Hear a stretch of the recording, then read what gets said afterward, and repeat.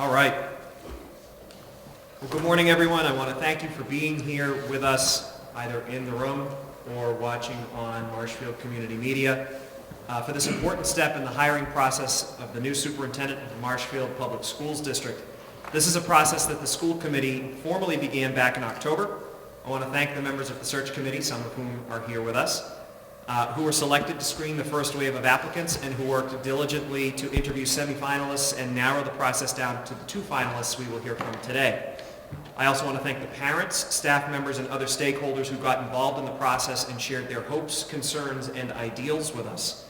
From the community survey, which informed the questions asked and criteria used to select the finalists, to the staff and parent question and answer forums, which were held with every candidate, and the results of the exit survey from these forums, please know that your feedback has been a critical piece of this process. Today, the school committee will exercise our duty to interview the finalists for the superintendency. This is a duty imparted upon us by the Massachusetts General Laws. We're grateful for the attendance of those who are here in person again, as well as those who are watching at home. Our thanks to Marshfield Community Media for ensuring that these interviews are being broadcast live. Over the last few days, we've held site visits in the district with the finalists to showcase for them all of the incredible teaching and learning that is occurring every day within our classrooms, and to see how they interact with our students, our staff, and our families. Throughout these site visits, they were joined by members of this committee and also met with members of our leadership team. And as mentioned before, they participated in staff forums and in forums open to parents and families where they answered questions from members of our community. It's been a genuine pleasure getting to know the 2 phenomenally qualified leaders that we have before us today as finalists.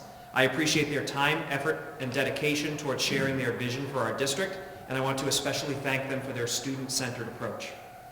I want to remind folks that while this is a public meeting, it is not a public forum. It is the only opportunity where only school committee members are permitted to ask questions. As another reminder, the school committee was originally presented with 3 finalists. However, Dr. David Thompson has withdrawn his name from consideration to pursue other opportunities. We'll begin today with our interview with Ms. Sarah Shannon, Assistant Superintendent of Canton Public Schools. Ms. Shannon, thank you very much for being here. We've enjoyed the process of getting to know you, and we're looking forward to hearing even more about your candidacy this morning. Before we begin, I want to let you know that the committee has budgeted 1 hour and 15 minutes for your interview. You will be asked 15 questions.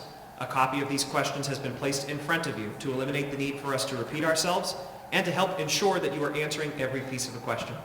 You will also be asked to make a brief opening and closing statement. Time management and effective communication is an important quality this committee is seeking in our next superintendent. I will notify you when you have a half hour remaining and when you have 10 minutes remaining. Finally, I want to ask that you aim to do 2 things as you answer every question, as this committee is not seeking a regurgitation of facts nor a mere demonstration of knowledge. We ask instead that you establish experience with an issue area with examples when appropriate, and we ask that you demonstrate a vision and a plan of action for moving forward with each issue here in Marshfield Public Schools. With all of that being said, we'll now begin your interview with your brief opening statement, and then I will recognize members for their questions as we go along.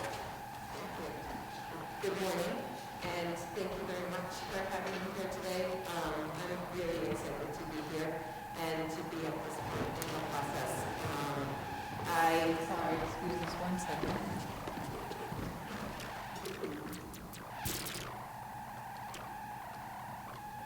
Volume turned down, Joni.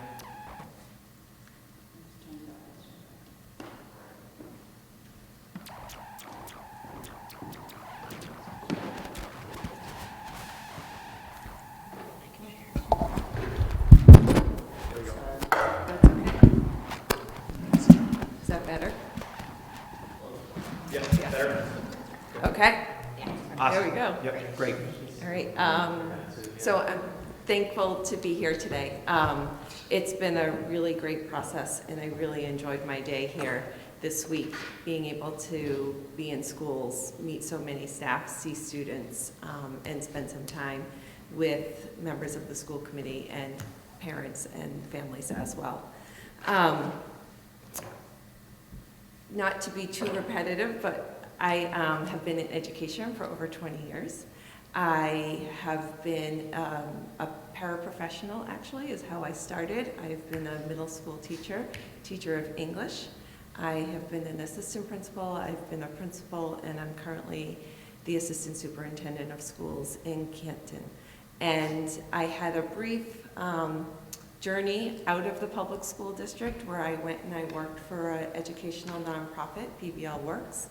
And I went because I wanted to learn more. I wanted to learn more about innovative education, and I wanted to learn more about systems and school systems specifically, and how we create change within school systems that is good for students and supportive of staff, because you can't do one without the other. And to do so in a sustainable way so that we can start to transform public education, so that our students are prepared for the world that they're entering versus the world that we all went to school in. And after doing that, I learned that I really enjoyed being in a public school setting, because while consulting across the country was interesting and I learned more than I could have ever imagined to have learned, I like to be able to make a difference in one place and to build roots and strong relationships with people, and to see students growing up and thriving. And it's been really rewarding to be back in the public school system for the last 6 years and to be doing that work in Canton. I'm really excited about this opportunity, because what I've learned over the last really 10 years is that I love thinking about how to take, complex problems and solve them. I enjoy thinking about systems and how we evolve over time and how we support the people within them. And I think there's such a strong foundation for education here in Marshfield, and the thought of being able to work with the people who are part of this district, the students, the staff, and the families, to bring Marshfield even further is why I'm here and why I want to be the superintendent in this district. And so I am excited. I look forward to talking more today and answering your questions, and I'm grateful for this opportunity. Wonderful, thank you. The chair recognizes Mr. Greer for first question. All right, Marshfield Public Schools has a $55 million budget. How will you work with the stakeholders, including the town, your leadership team, and others, to determine budgetary priorities, and what strategies will you implement to ensure the district's needs are met? Thank you. So it is a process, and a school budget is not just about the schools. It's about how the schools work within a town. And so the first step, I think, in really managing a school budget well is to have a strong relationship with members of the town, because we are one element of the entire town community, and we are a growing element of that community, and with increasing needs every year, from the contractual obligations to the growing needs of students, curriculum needs, all of the things that make up the district. And so it's working with the town, it's working with the Assistant Superintendent of Finance and Operations to think about how do we move forward in a way where we have enough financial support to do the things that we need to do. And the reality is there's never enough financial support to do all the things that we want to do. And so it's important to have an internal school district strategy for how we prioritize the funds that we do receive from the town. I know that Marshfield has a brand new strategic plan, and I think that plays an integral role in making budgetary decisions. I believe really strongly that the strategic plan is the path and the vision for the district, and that decisions that are made should align to that strategic plan. And so as the budgeting process begins each fall to think about what we need for the following year, the requests should align with the strategic plan. Sometimes there are things that come up that may be not necessarily anticipated within that strategic plan, especially things that maybe DESE has shared with us that we need to do, things like that. But we really want to stay aligned. It's easy to become distracted in education with new things that are coming at us from left and from right, but we have a path laid out for us, and so we want to follow that path. And we need to use the data that we have within the district to also help us prioritize our district requests and needs. Sometimes the data shows that while there may be, for example, 5 or 6 priorities, that in this given year, 2 of them are rising to the top. And so that's one way we can start to prioritize all of the needs for the particular school year.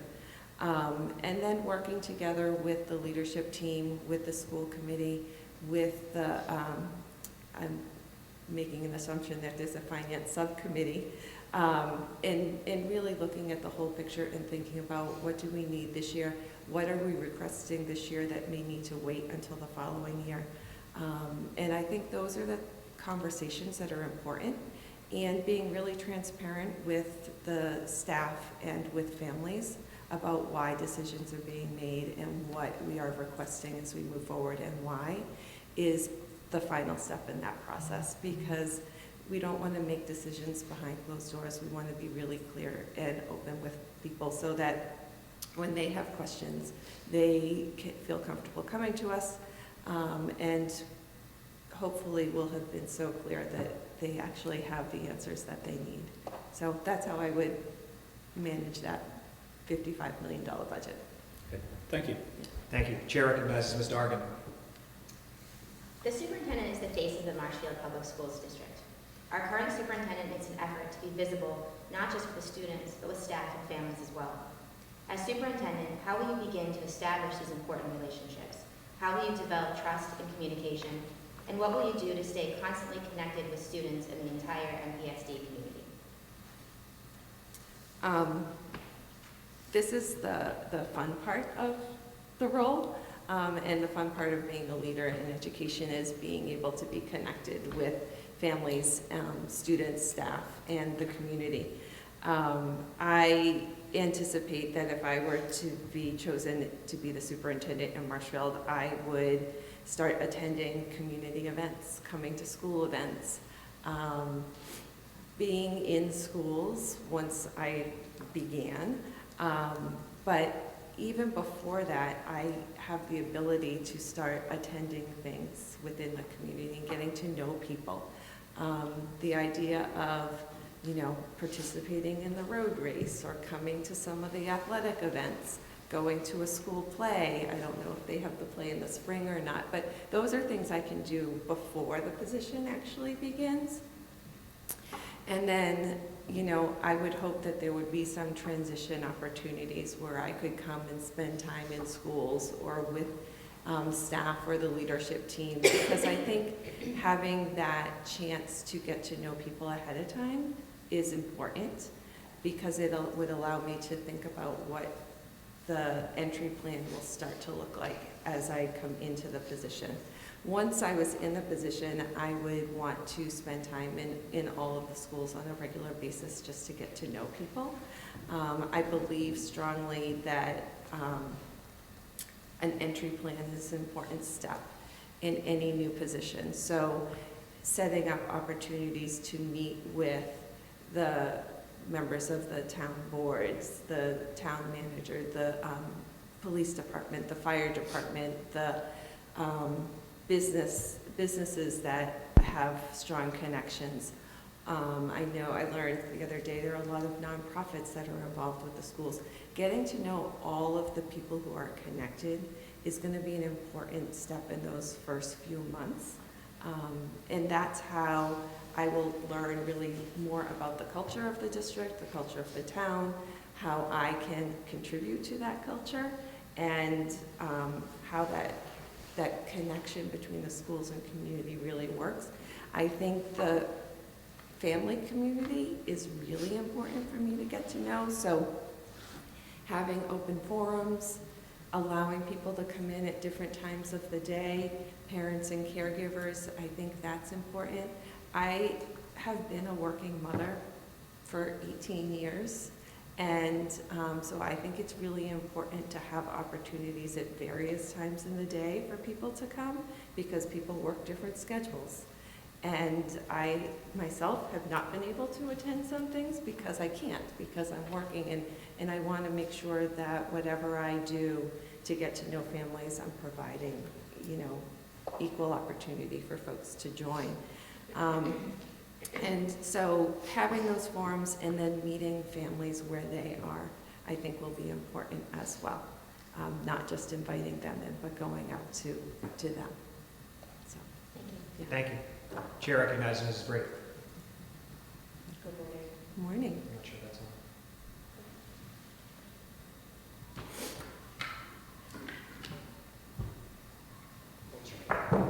We might have to share mics here. That's okay. Dr. Borstel, these are the same microphones when you were the superintendent. Okay, great. I also can just speak up a little bit. Okay. I do want to recognize that you did touch on some of this, but I'd like you to get a little Yeah. bit more specific with a few Great. of our groups that are mentioned here. So for the people at home and people in the crowd, I will read the full question.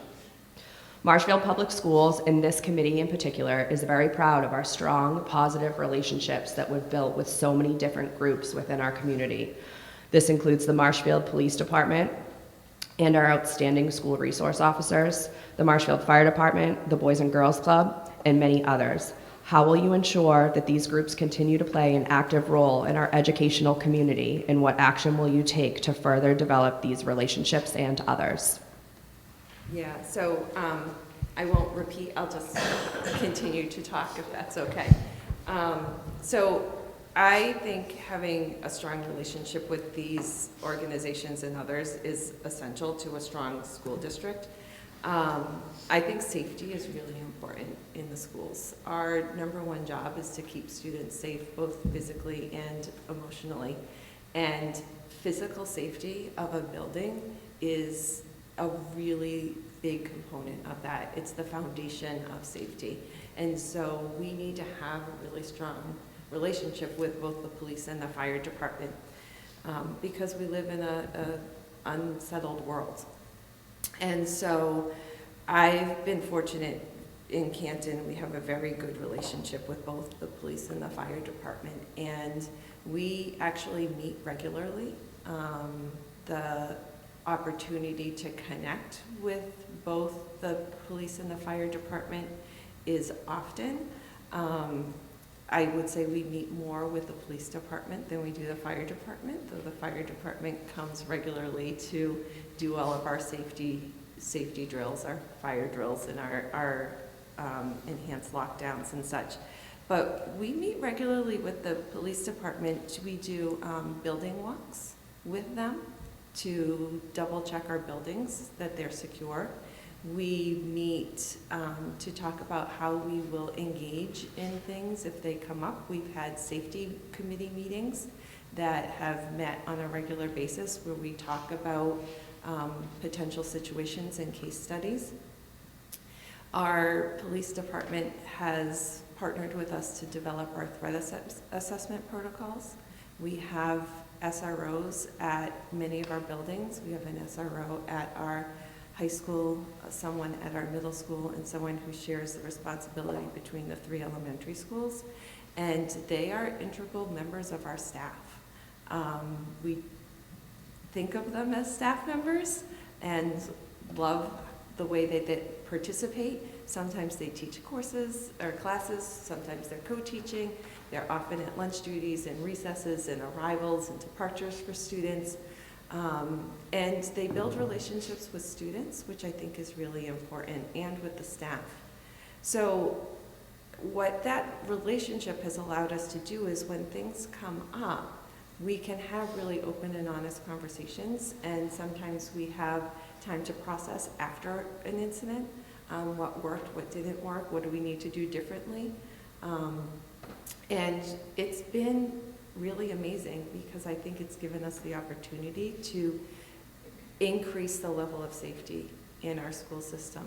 And so for that reason, I would want to build a really strong relationship or build upon a strong relationship that exists here in Marshfield. I think it's really essential. And whether we're talking about a large event or simply the weather is bad and we have to make a decision about a snow day, or we have to reroute some buses because a tree has fallen. Those are other opportunities where we're partnering together. This school district is just one element of the town, and the police and the fire are other really key elements, and we have to work together in order to make the town and the schools the best that they can be. The Boys and Girls Club, you know, we spoke the other day. I was a middle school teacher and principal for 20 years. All students, but especially middle school students, need a place to be, a place where they belong that is somewhere outside of the schools. And the Boys and Girls Club is hopefully a place where they can do that. We talked about early release days, a place that students can go on those early release days or during the summer, or when their parents or grandparents or aunts or whoever their guardians are still working at the end of the day. Place where they can go and get a snack and feel supported in their homework.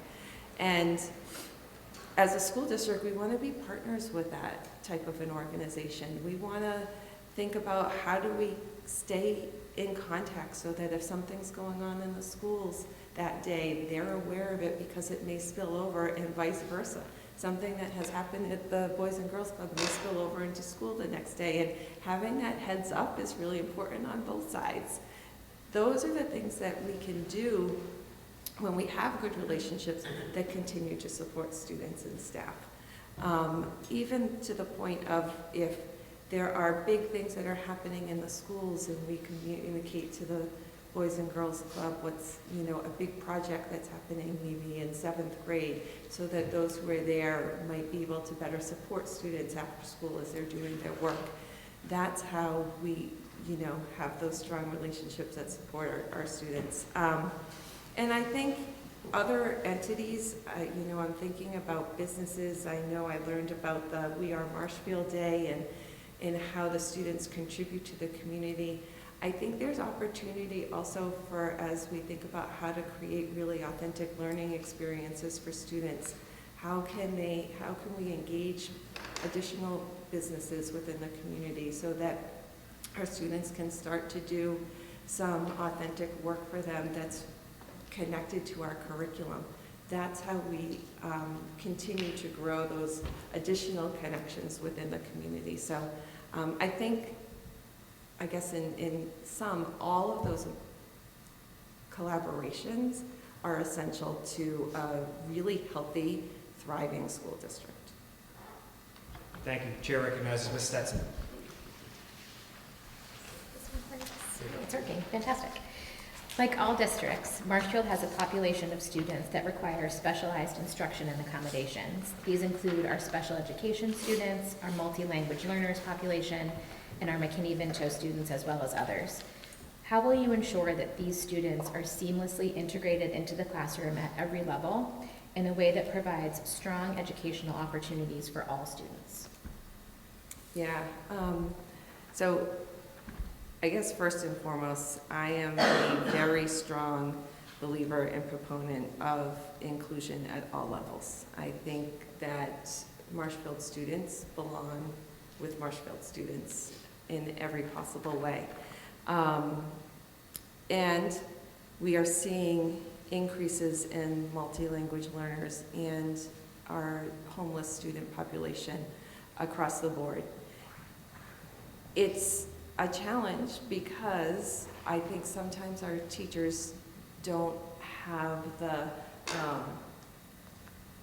knowledge necessarily, and it's not through any fault of their own.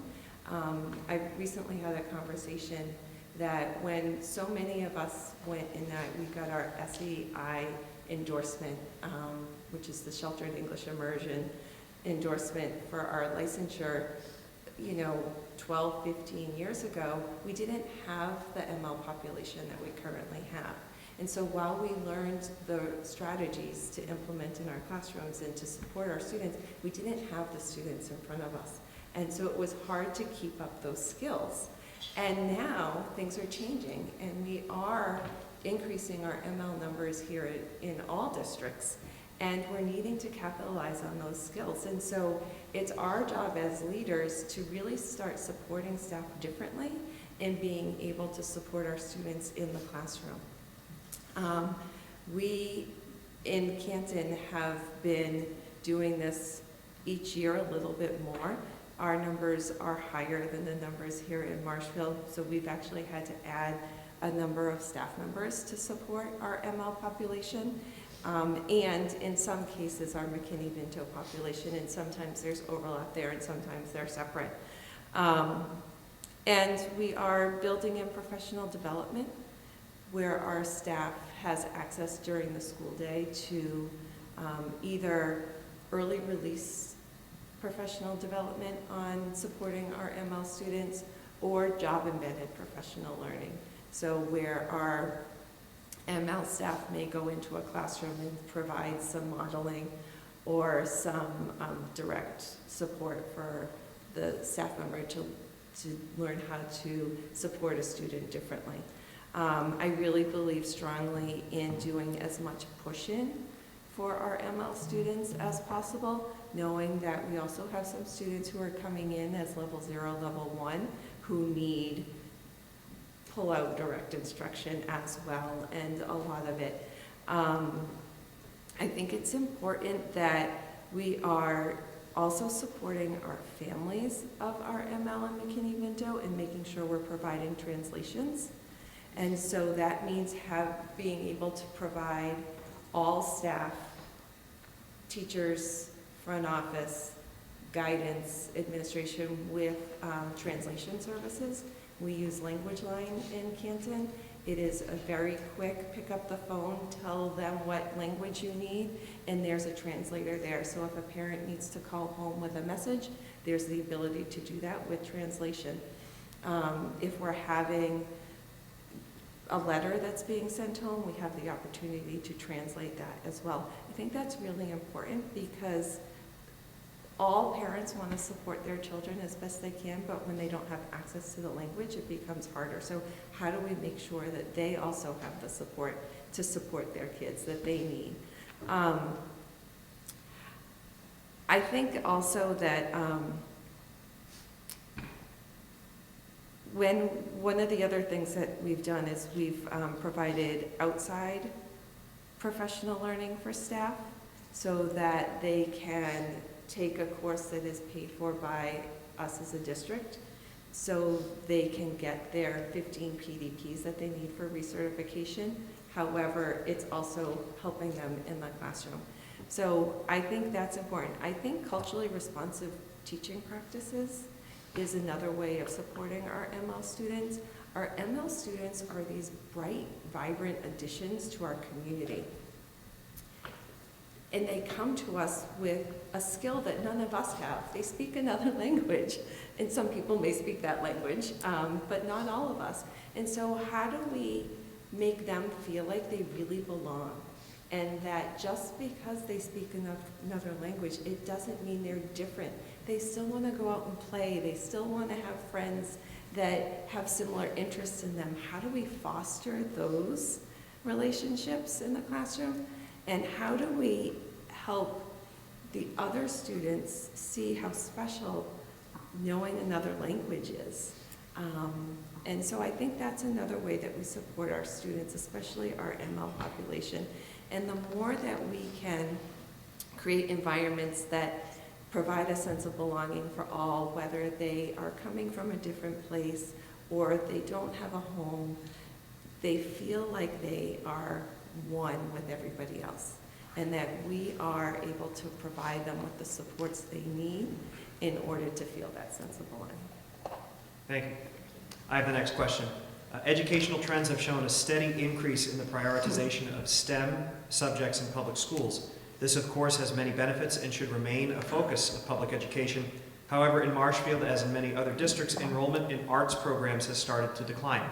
How will you continue to promote STEM while also encouraging growth in fine and graphic arts, music, literature, and other social sciences? So I'm a former English teacher, so I love literature and arts. And I think a lot of times they go hand in hand. I think there are great opportunities to introduce STEAM. And so how do the arts fit in with STEM? How do we connect sciences with our literacy program? How do we create art that also supports a science or a math concept? There are lots of ways that we can integrate the two. However, I think that the arts are a different part of your brain that support our ability to do science, technology, engineering, and math. We want to be developing both sides of our students because you never know where a student's going to land. I've known so many students who think that they want to do one thing, and then they take a course that either they never expected to take, but it fit in their schedule, or their friend took it, and all of a sudden they're off in a completely different direction. And so if we only support students in one area, we're missing an opportunity to maybe grow a future musician or writer or whatever the case may be. And we don't want to do that. These are kids who are still at the beginning of who they're going to be. Even, a senior in high school. I have a senior in high school. I know what he thinks he wants to be, and I have no idea if that's really where he's going to end up. He's 18.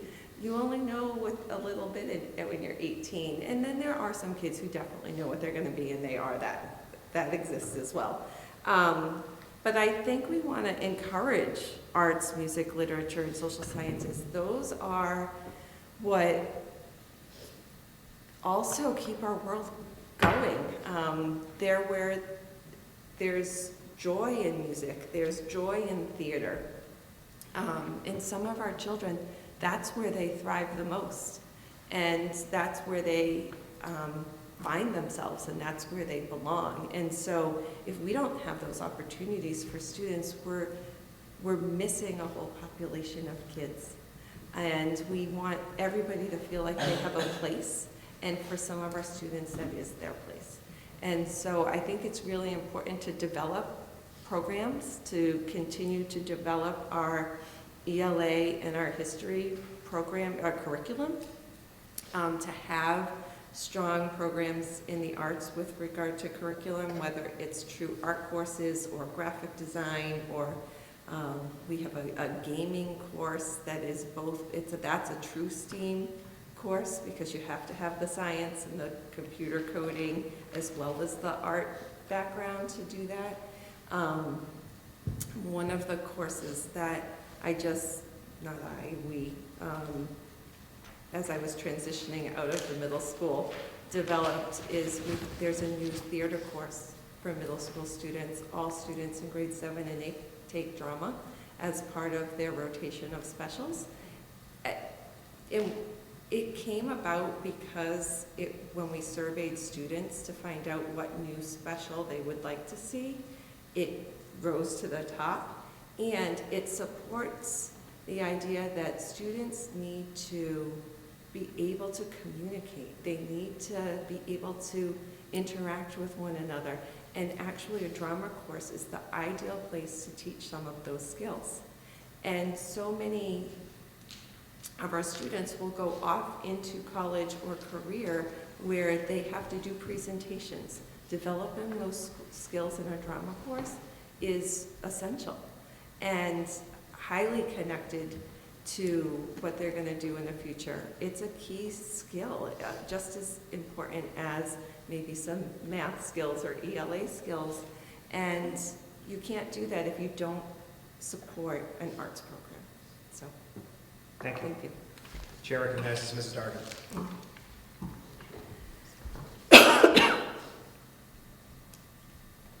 We know that the mental wellness of our students has been a growing concern for some time. Aside from a social-emotional curriculum, can you tell us what steps or initiatives you would implement in Marshfield Public Schools to promote the mental well-being of students and staff? Thank you. So yes, I know it says aside from a social emotional curriculum, I do think having a social emotional curriculum is important. And I think it's the foundation of what we do to provide support for our students.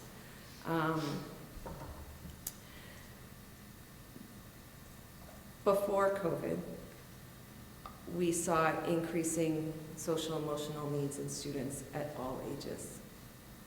Post-COVID, they have grown even more. And I think that our students need us to support them in their social emotional growth just as much as they need us to support them in their academic growth. These are hard times for kids. There's so many pressures on them that come from all angles, and they are living in a very socially connected world through social media, which does not help. I think it's important to have multiple tiers of social emotional support for students. I think having a tier 1 support that is built on a social emotional learning curriculum, but also through a guidance or school adjustment school adjustment counselor access is really important. I think having school adjustment counselors or school counselors, depending on the level, that are accessible for all students is really important. I believe that students, no matter how old they are, know when they're struggling, and to have someone that they feel like they can talk to is really important. We want to develop advocacy skills in children, starting from their youngest age, so that when they have a problem, they know how to ask for help and they get the help that they need. Social emotional wellness and mental health for students is so much about being able to know when there's a problem and how to problem solve, and that there's not just one right answer. But we need to teach our kids how to do that, and we need to provide adult support and scaffolding for that to happen. So I think that's the first step, is having adult support available. I think having other programming in schools is important as well. Again, tier 1 available for everybody. Having programs, I know that there's Peace Builders here in Marshfield. Having watched a few school committee meetings, I know that there's some other opportunities at the different elementary schools for students to solve problems.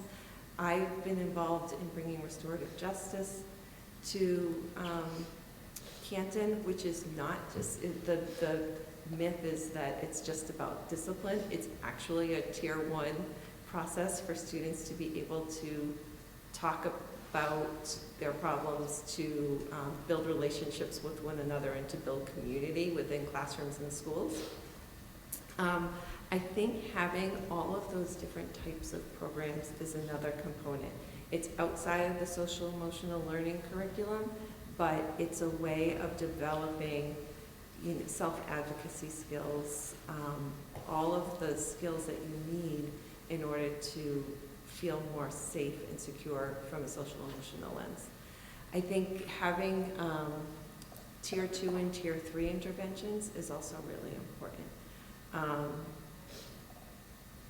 When our students start to show signs of concern, how are we interacting with them? How are we seeking them out so that our counseling staff is meeting with them, so that we are building in support plans within the school day to give them the level of support that they need. If a student is having anxiety and it's impacting their ability to learn, what are we doing for that student? What's their plan?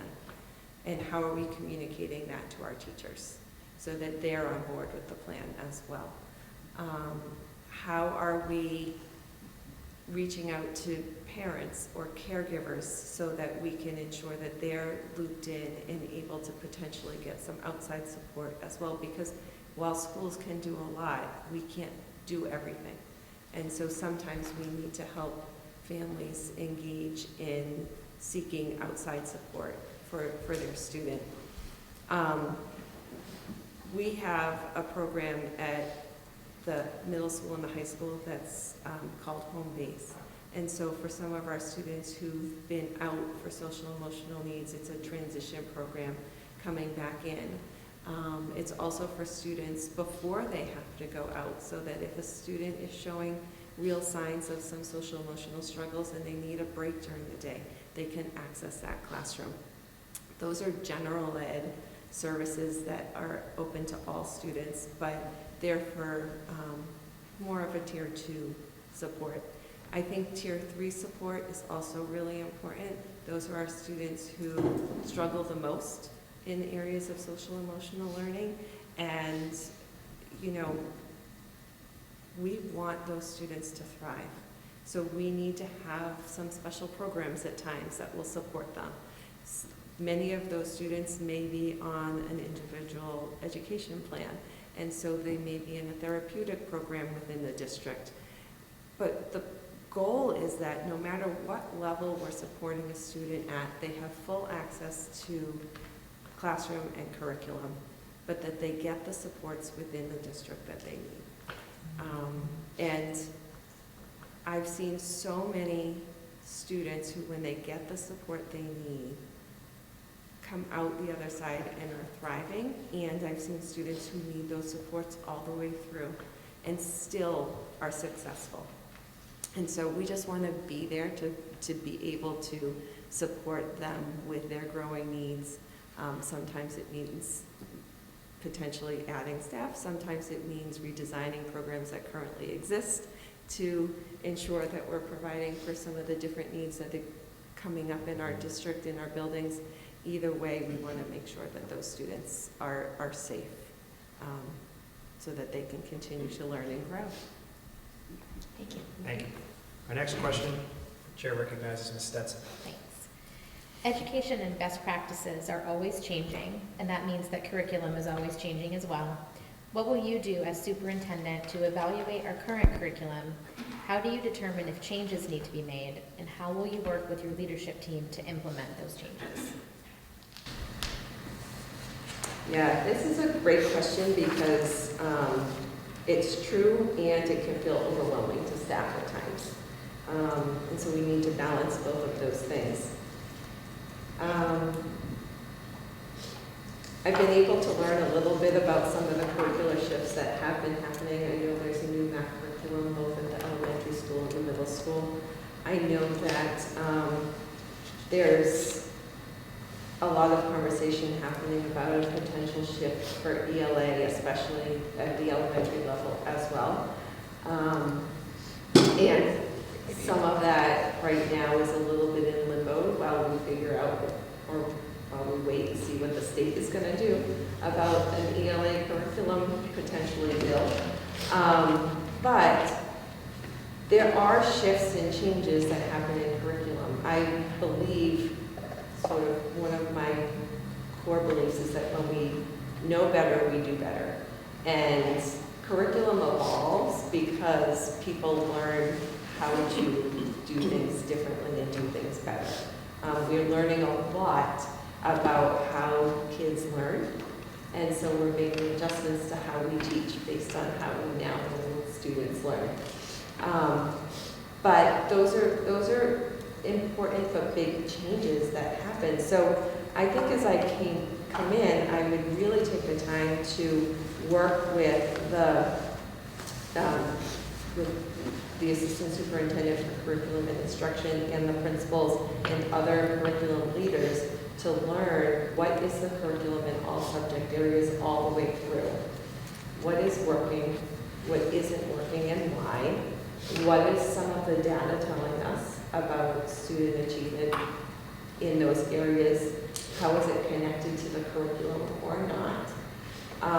And then thinking about what is the structure for making curricular changes. You can't change everything all at once. Staff would revolt, and I wouldn't blame them. So what's the cycle of curricular reviews? And how do we build a cycle that not only studies what is the right curriculum that we need, but also has a full implementation process that is more than 1 year long. In Canton, we've changed multiple curricula in the time that I've been there, and it's taking about 3 to 4 years for each new curriculum to really take root. Our ELA curriculum has been evolving over time. We haven't gotten to an ELA curriculum review process yet. It's coming, but when I arrived in Canton 6 years ago, they implemented a new curriculum that has had to have some changes built in because of the new research on how students read.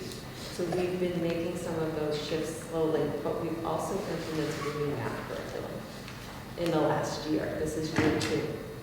And in both of those cases, there has, when it is newly implemented, we have brought in professional development for staff. That has been through whatever program it might be. In addition, we've done our own professional development and brought in other folks to support that. We have also done job-embedded professional development so that we have someone who comes in math, for example, and there's a schedule when we come in a certain number of times over the course of the year to each grade level. And they're able to break down units, talk about learning strategies and teaching strategies. They model the teaching. They have conversation after about what worked, what didn't, how we can do things differently. And I think that's the type of support that's really important as we make curricular shifts, because that's when we show that we aren't expecting teachers to just sort of miraculously know what they're doing. Our teachers, and I don't know them well here, but I know teachers. Teachers are amazing people who always want to do their best because they care so much about kids. And when they get a new curriculum and don't feel secure, it makes them nervous, not because they're afraid of what they can or can't do, but because they always want to do what's best for kids. And so the more we can help them feel secure in that new curriculum, the better off everybody is going to be, especially our students and our staff. And so I would work with a leadership team to really think through any curricular changes in that way. What is the real need? What is the right program? And that comes from studying different programs. And then what's the implementation process going to look like, and for how many years, and how do you front load it and then have some gradual release at the end of a couple of years. All the while, I think you're also evaluating the success of the program, making shifts as needed. I know that with your new math program, there was no implementation dip. There was actually success, and the scores are going up, which is amazing because sometimes there is an implementation dip. And I think that, no matter what grade levels we're looking at, it's a similar process. Our middle school just implemented a new math curriculum. We went through the same process there. Our high school has made some similar shifts, and we're implementing a similar process there. It's important. It's essential to be thoughtful in the curriculum process. And I think the last thing, and I didn't mention this, but is really important, is having teachers involved in the process from the get-go. All of our curricular review processes are committee-based. We have teachers, ideally, from multiple schools at each grade level involved, so that they are there from the very beginning of determining what the needs are to making the decision.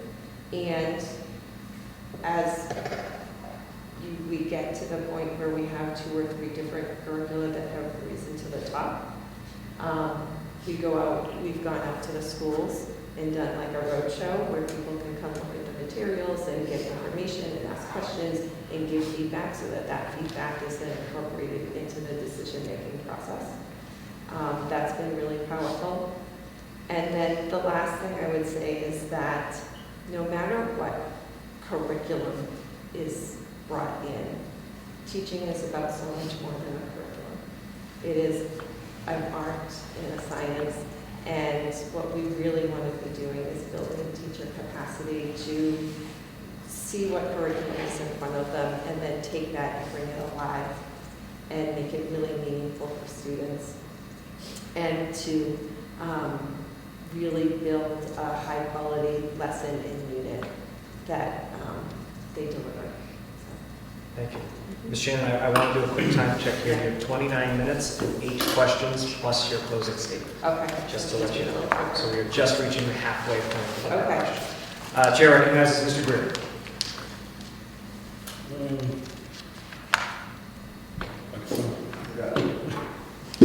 We need a new sound system. All right, so this is going to be a three-part question. Could you share your experience in collaborating with the school committee? As the de facto chief executive officer of the district, reporting to the board, how do you envision your working relationship with the committee? How will you work with the committee and with other groups like the Marshfield Education Association and our bargaining units to cultivate a shared vision and plan of action? Okay. So I have had a lot of experience working with our school committee, although I'm the assistant superintendent. I've had the opportunity to work really closely with members of our school committee. We are on subcommittees together. We interact often. And I think it's really important to have a close relationship with the school committee. Together, we are leading the district. And if there's something going on, you need to know it. If you know something that's going on, I would need to know it. And we are building a shared vision together for where we want to go as a district. It's one of the most important relationships that exists for the superintendent. And I think the level of communication that we would have together has to be really high and frequent and often in order to really be on the same page with one another and to know what direction we're moving in. I think that working with the Marshfield Education Association is really important. They are, what I can tell just from online, really, is they're incredibly supportive of the district. You know, I think it was $160,000 that they've shared with the, or given to the schools in the last year. That's amazing. And so, however I can support them in their efforts to continue to raise money, to continue to prioritize the grants that they give, that's important. School districts don't exist in a bubble, and we have, as you know, the first question exhibited, have limited access to funds, and so the Marshfield Education Foundation is a group that's committed to supporting the district financially, and so how do we bring them in and have conversations with them so they know what we're doing and what our goals are so that they can support those same goals. I think it's important that no matter what organizations we're connected with, we are all sort of rowing in the same direction. And that goes for all of the bargaining units as well. I was able to be on the negotiating team for both our units A and E this past, I guess it's been a little over a year now. And that was a really good experience because if we're not all rowing in the same direction as staff members and administration, then we have a real breakdown in where we're headed as a district. And so we need to make sure that we're working together and have really open and honest conversation. my superintendent and I meet with our union monthly, our union president and vice president monthly. We have a standing meeting, and we both bring things that we need to discuss, and we work through them in that meeting, and sometimes we work through them outside of that meeting, depending on what it is. I also think it's important that there's a lot of communication outside of those regular meetings between the superintendent and the union representatives. We give each other's heads up all the time. We have short conversations to solve problems between meetings, and I think that helps. I think when the different bargaining units recognize that we're supportive of one another and supportive of them, and they're also brought in. We had our union representatives in when we designed our strategic plan. We brought our district action goals and school improvement goals to our union reps and our school councils prior to rolling them out. I think that's important.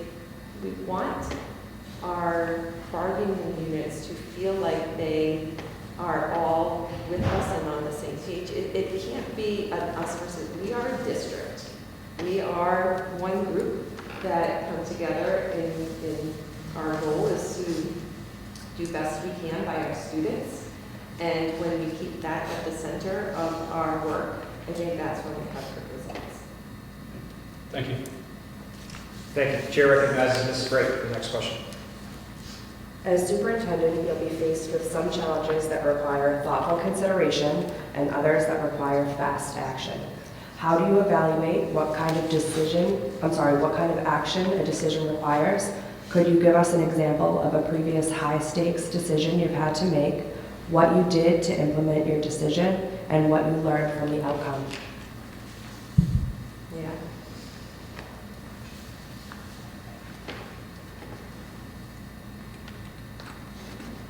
There's more fast action than you realize.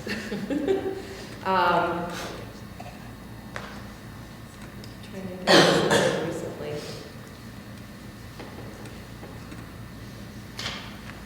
So sometimes, I think a lot of the fast action actually comes out of times of crisis in some ways. Something happens and we need to make a quick decision as to what the steps are going to be and how we communicate it.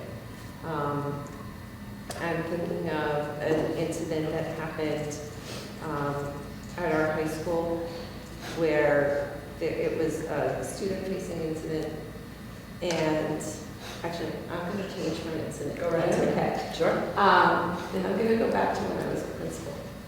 So we had an unfortunate situation where we had some students try some drugs in school.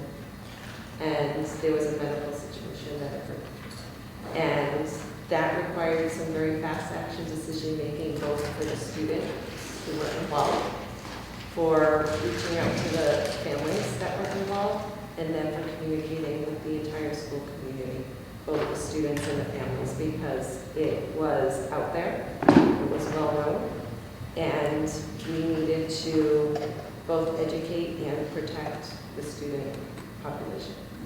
And so we did all of those things very quickly when it came to the students themselves, and made sure that the students involved were safe and that they had what they needed. We then met in small groups by team with the students in the building to express that they were safe and what our expectations were for students. And we developed a message that went home to all families. That was our fast action. We then implemented a longer-term plan where we did some parent engagement in the evenings. We put together some presentations. We addressed our students through our health curriculum a little bit differently. And we brought in some presenters for our students as well. So I think that for me, that's an example of a lot, we had to do some fast action thinking and make some really quick decisions.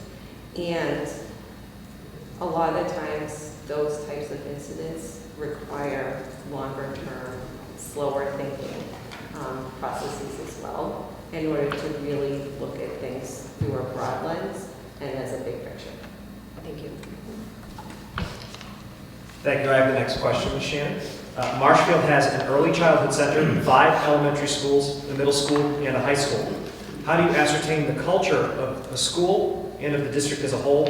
What steps will you take to preserve the individuality of each school while also ensuring that buildings aren't islands and instead are held to the same academic and cultural standards? Yeah, that's a great question. Having been in 3 of the schools, you can tell that each school is special in its own way. And I found that in many of the districts that I've worked in, that every school, even if it's all, 3 or 5 elementary schools, they all have their own feel. And my hope is that I would be able to spend enough time in each building to get to know each school and what makes it special, whether it's one of the elementary schools, the early child, middle school, or high school. And I think it's important that there's enough through lines through all of the schools that we are acting as a district, and that each school has some autonomy to make some decisions for themselves. I meet weekly with our 3 elementary principals, and we do that because while each of the elementary schools is different and has a definite personality, there are some things that we need to have in common. And some of those things are the curriculum and having consistent curriculum across all grade levels, no matter if it's 1 school or 5. And that's important because we want all students to leave each grade having common experiences. It doesn't mean that every experience is going to be exactly the same across, say, all of grade 4. But they will have met the same standards across all of grade 4 in the different content areas. The same goes for the middle school. If there are multiple teams in grade 7, they may not have the exact same experiences, but they will have learned the same content and met the same standards as they go into grade 8. And so I think when you have that common through line, it actually provides the schools with more of an ability to find the areas where they can be themselves. As an example, over the past few years, we've worked in Canton to develop some common through lines in all of the 3 elementary and all the way through pre-K through 12, common through lines in their school improvement plans, because they align to our district plan and to our strategic plan. So it makes sense that there are through lines because, again, we all want to be working towards the same vision. But within those consistent plans, there's a lot of difference. One elementary school may be working on one thing while another elementary school is working on it in a very different way. And so I think that's the balance that we need to strike, because having some autonomy is also where the joy is. And it allows the culture of each school to thrive. Thank you. We have about 15 minutes, and we're going to try and fit in 4 more questions. I'm going to be quick. I have time. Thank you. I'm I'm going to pass the leaving a few microphone over. things out, but Chair recognizes me. Thank you. Appreciate your efforts. Over the years, Marshfield has been continuously saddled with unfunded mandates from the state. How do you ensure your district is meeting legal requirements, and how far are you willing to go to advocate for the sacred value of local control of public education? Yep, not just Marshfield. This is a common occurrence from DESE, and sometimes you have to get really creative. But for sake of time, I want to focus in a little bit on the second part of that question about the advocacy for the sacred value of local control of public education, and talk about, and I may be stepping into a minefield, but about reading at the elementary school. They are at the state level trying to take away some local control when it comes to what and how we teach reading. And we in Canton believe very strongly, and I know in Marshfield as well, that there needs to be an approach to teaching reading that both addresses the science of reading and the love of reading. And so I referenced earlier that we've had to make some shifts in our reading curriculum at the elementary level. And we also have been a district that was Lucy Hawkins driven. And over the last couple of years have brought in different components that also will address the science of reading that we need to address. And we're seeing actually very good results in our student scores and our benchmark scores because they are making a difference. And we want to have local control over what that looks like. And so we actually have reached out to DESE, and we had one meeting with the commissioner and with Catherine Tarka, who is in charge of literacy at DESE. And then through continued conversation and some advocacy, Catherine Tarka and then the social studies folks actually came to Canton last week so that we could show them two things. One, how our integrated approach to literacy is happening on a day-to-day basis and what the impact has been, and how we are integrating social studies and literacy together. And I think in doing that, we are advocating for local control by showing that we're not ignoring what is being revealed as best practice. We're not ignoring it, we're owning it, but we can do it in a way that's really meaningful and works for our students without buying a packaged curriculum that may or may not have vetted results yet. Thank you very much. Chair recognizes Mrs. Dargan.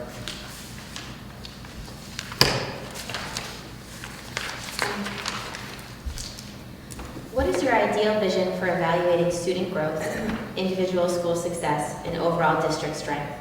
How much do you incorporate data into this equation, and how do you commingle data with other elements and intangibles of identifying success? That's a great question, and I have probably a full picture vision for what success of a student, a school, and a district look like. I think there is a place for achievement data. Right? It is the world that we live in. It's not going away, and it gives us good information. I also think that student surveys can give us really good information about if we're being successful as a school and as a district.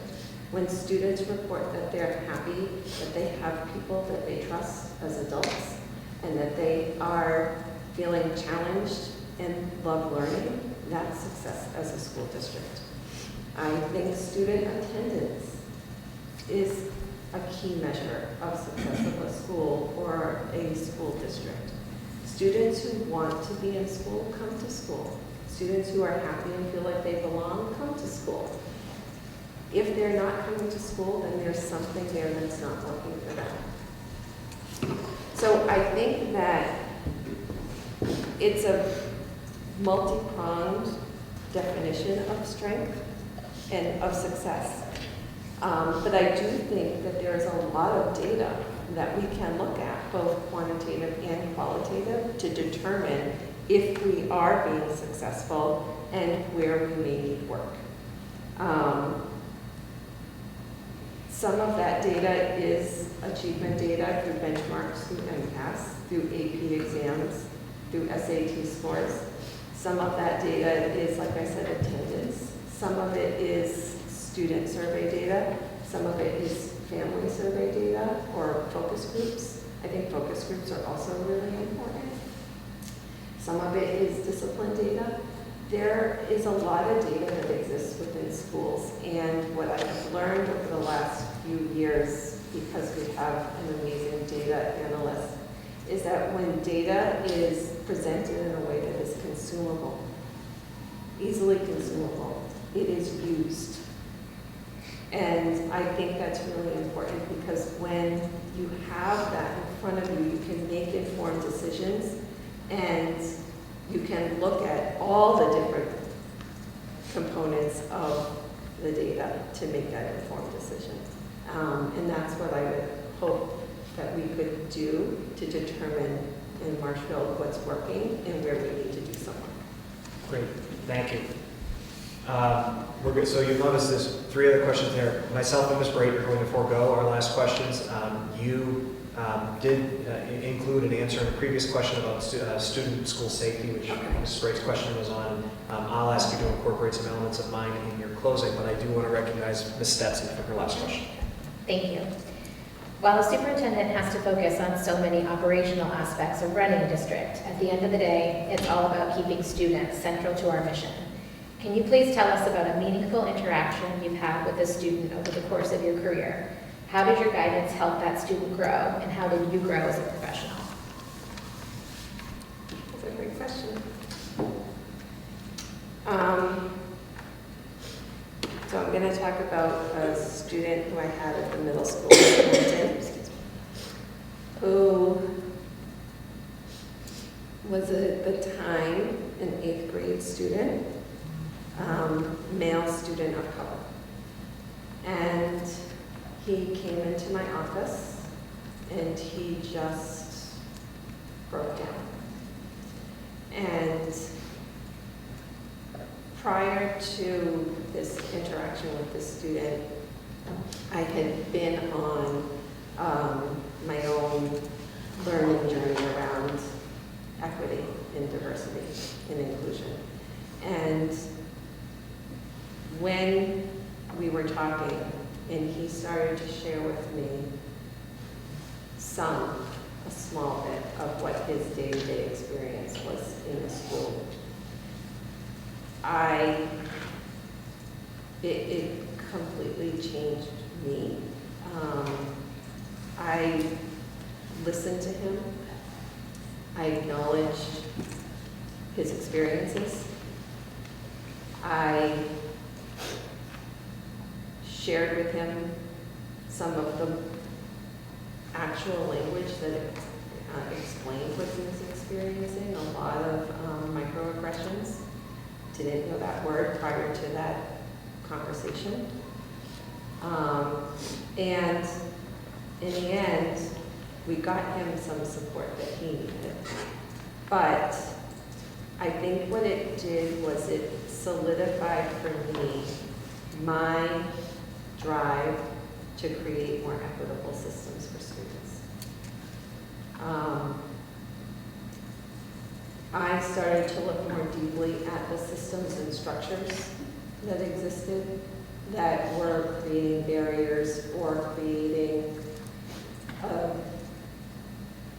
a place where some students didn't feel welcome. And so since then, I have been deeply engaged in our equity work as a district.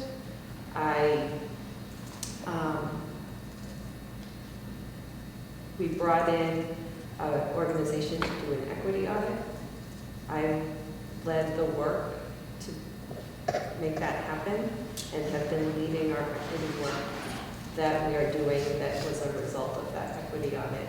But every time we do something in the realm of equity, every time we think about making some decisions around a system or structure or policy or process, I have that student in the back of my mind. I don't know that I will ever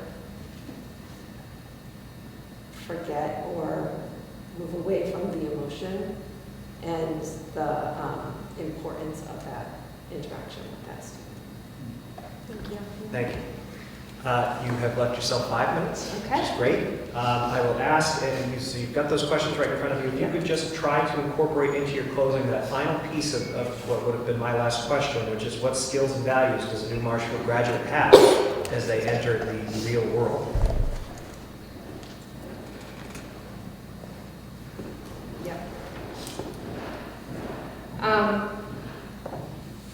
So I think in 10 years, 2033, our students, hopefully before that actually, our students are leaving Marshfield High School having a strong sense of what they know academically and a strong sense of what they know about who they are as a human being going off into the world.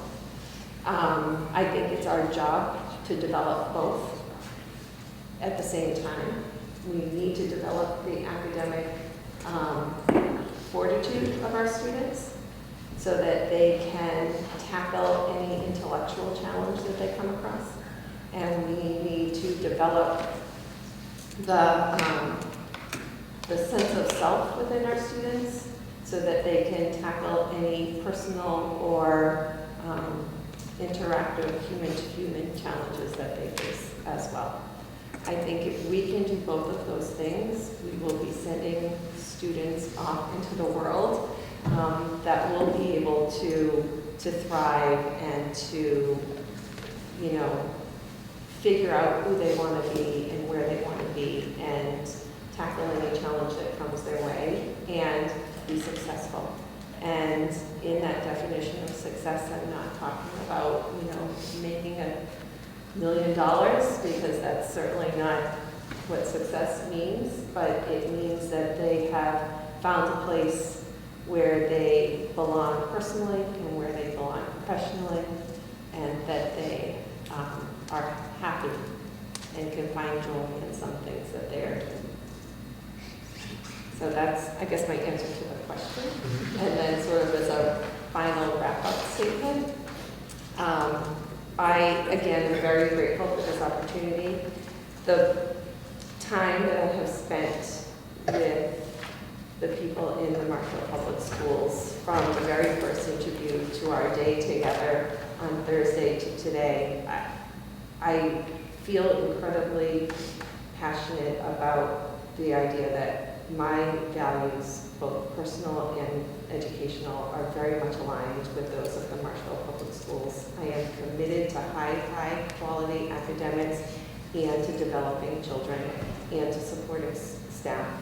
I don't think a successful district comes without all three. And I think that the career that I have had thus far is leading me to the point where I am today, and where I would be a really good candidate for you as superintendent of the Marshfield Public Schools to bring you to a place where all three of those things are happening at a really high level, and our students are thriving as they graduate. So I appreciate the opportunity and look forward to hopefully hearing from you soon. Wonderful. Thank you. Folks, if we could please have a round of applause.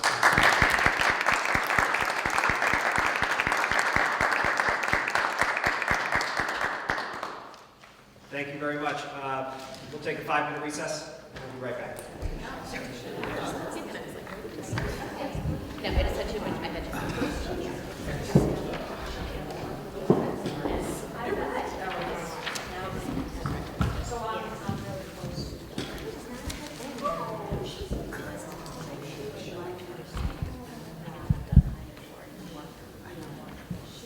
Zoom is always interesting.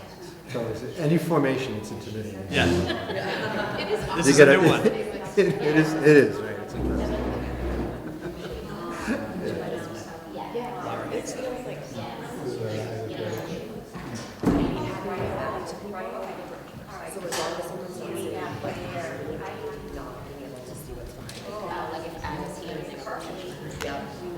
So this is partially my fault.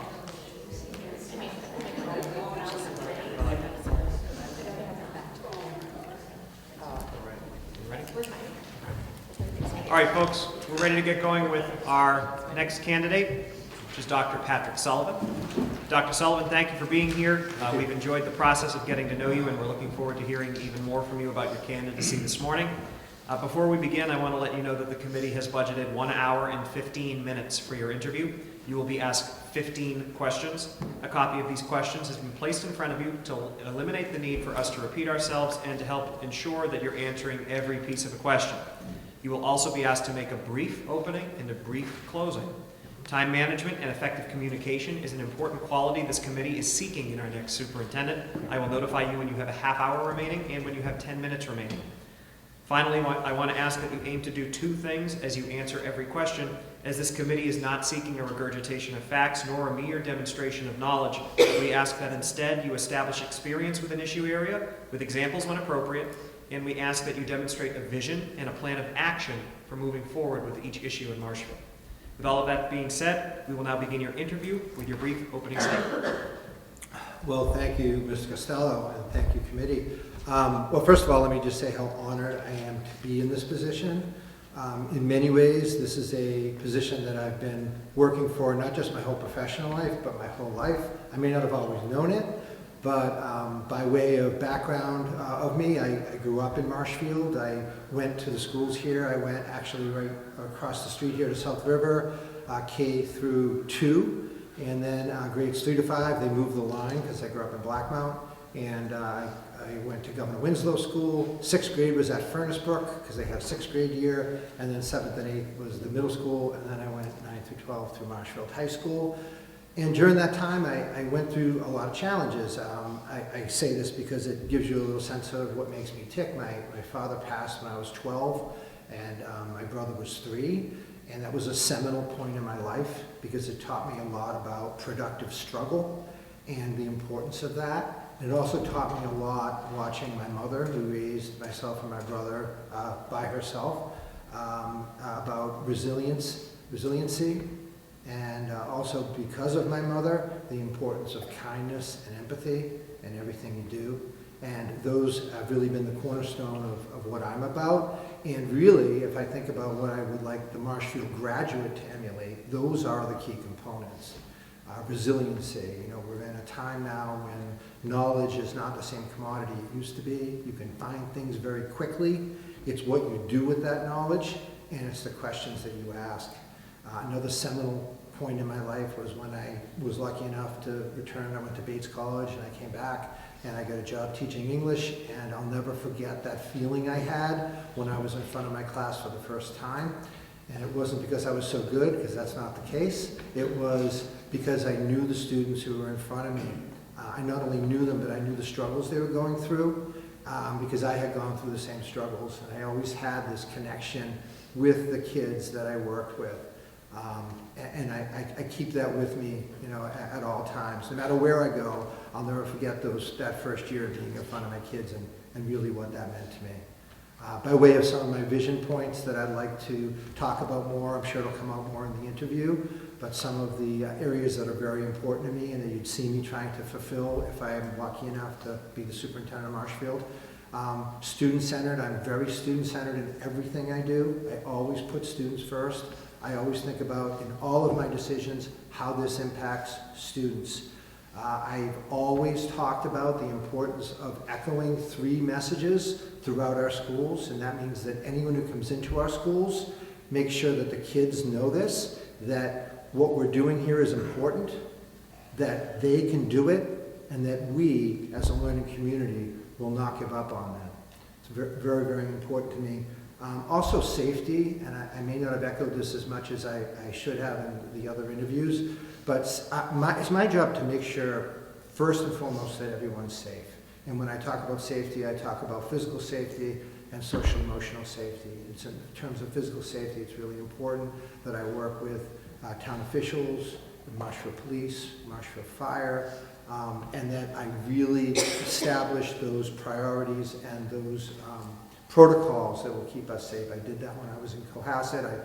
One of the first things I did is I formed a Safe Schools Committee, and we had stakeholders, we had students, we had parents, we had teachers, we had school leaders, and of course we had our safety officials come together and talk about not just the physical safety, but the social emotional safety and wellness of our students and staff, and how we were going to fulfill that and promote it. Collaboration is hugely important to me. We know through John Hattie's work and that collective teacher efficacy is the most important thing we can do as staff members to help students achieve academically and socially and emotionally. I always say it's important to collaborate. We know it's actually the most statistically important thing to do is to collaborate. And then, of course, instruction. Instruction is very important. I'm a superintendent of schools. I have to promote instruction. And for me, instruction is all about being explicit with instruction, making sure that we know exactly the targets that we want to hit. We want to produce challenges for our students, give them mileposts along the way to achieve that, and really emphasize authentic assessment and authentic audience. And by authentic, I mean real world, and create those scenarios where they can achieve. It's important for me to tie into the whole child. That's something that is immensely important. Not only to provide a broad range of opportunities for students through programming, but to make sure we attend to the academic and social emotional needs of our students. Equity, inclusion, diversity, and cultural responsive teaching are very important to me. Cultural responsive teaching, what I mean by that really is creating mirrors and windows for our students in the classroom. Mirrors so that they can see themselves in the work they're doing, and they can understand who they are and where they come from. And then the windows, and I know this from being a Marshfield student, it's very important to make sure we open the windows and we talk about what's happening outside and provide that social awareness for our students.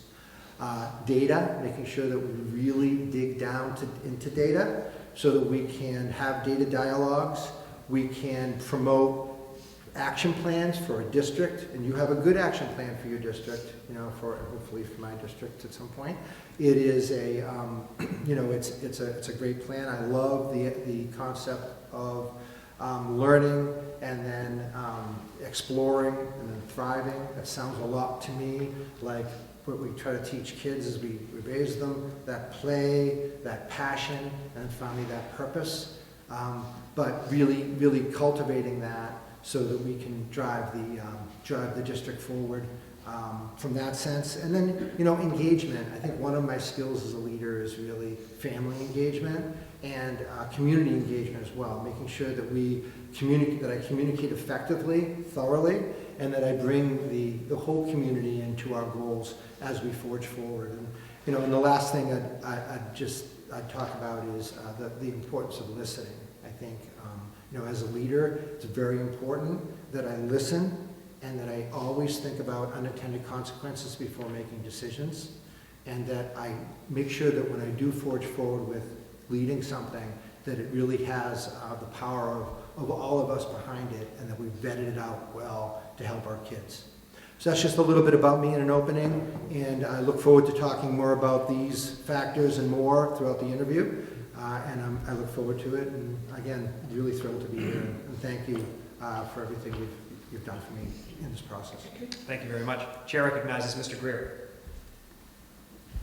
Sure. First question here is regarding budget. So Marshfield Public Schools has a $55 million budget. How will you work with stakeholders, including the town, your leadership team, and others, to determine budgetary priorities, and what strategies will you implement to ensure the district's needs are met? Well, thank you, Mr. Greer, for that conversation, for that question. I really believe in collaborative budget process, and one of the things I brought to Cohasset was a collaborative budget process, starting with the leadership. And what I mean by that is the leadership working with their staff to determine the needs. The needs of budgetary needs need to be driven by data. And I look at data in a couple of ways. I look at the quantitative data, what the data, achievement data often, but what the data is telling us that we need in terms of positions, and what the qualitative data, sometimes this comes from surveys, sometimes we can really distinguish social emotional needs we might need, human capital positions. We added a lot of, we had a social worker at our middle and high school during the time I was in Cohasset. We had adjustment counselors because of that. But what we did with our leadership team is we looked at a 3-year projection of our needs. And we constantly, through my director of finance and operations, or assistant superintendent of business and finance here, we really cultivated a process where we met regularly throughout the year, 2-3 times, to talk about if these budget needs have changed, always insisting on data to drive that. And then, of course, the process is that the school committee, as the voice of the community, has a huge role in this. we don't do anything budgetary. The school committee, obviously, evaluating me, the budget, are major factors, and then of course policy are the major factors that you do in your job. The budget and what is important for our community has to go through you. That's an important part of the process. And then advocating to the town and working with the town to advocate for what we need and making sure that data is apparent. Even if we don't get something, it's important to put it out there so that everyone understands what we need and why we're asking for it. So that's a little bit of some of the strategies that I implement here to make sure that our budget priorities are met. Thank you. You're welcome. Thank you. Forgive us as we have one microphone here. We're going to recognize That's all right. Mrs. Argan. See, it's collaboration. Exactly. That's right. We need. The superintendent is the face of the Marshfield Public Schools District. Our current superintendent makes an effort to be visible, not just with students, but with staff and families as well. As superintendent, how will you begin to establish these important relationships? How will you develop trust and communication? And what will you do to stay constantly connected with students and the entire MPSD community? Well, thank you for that question, and thank you for recognizing Superintendent Granatino and his omnipresent. Sometimes I feel like there's 4 Superintendent Granatino.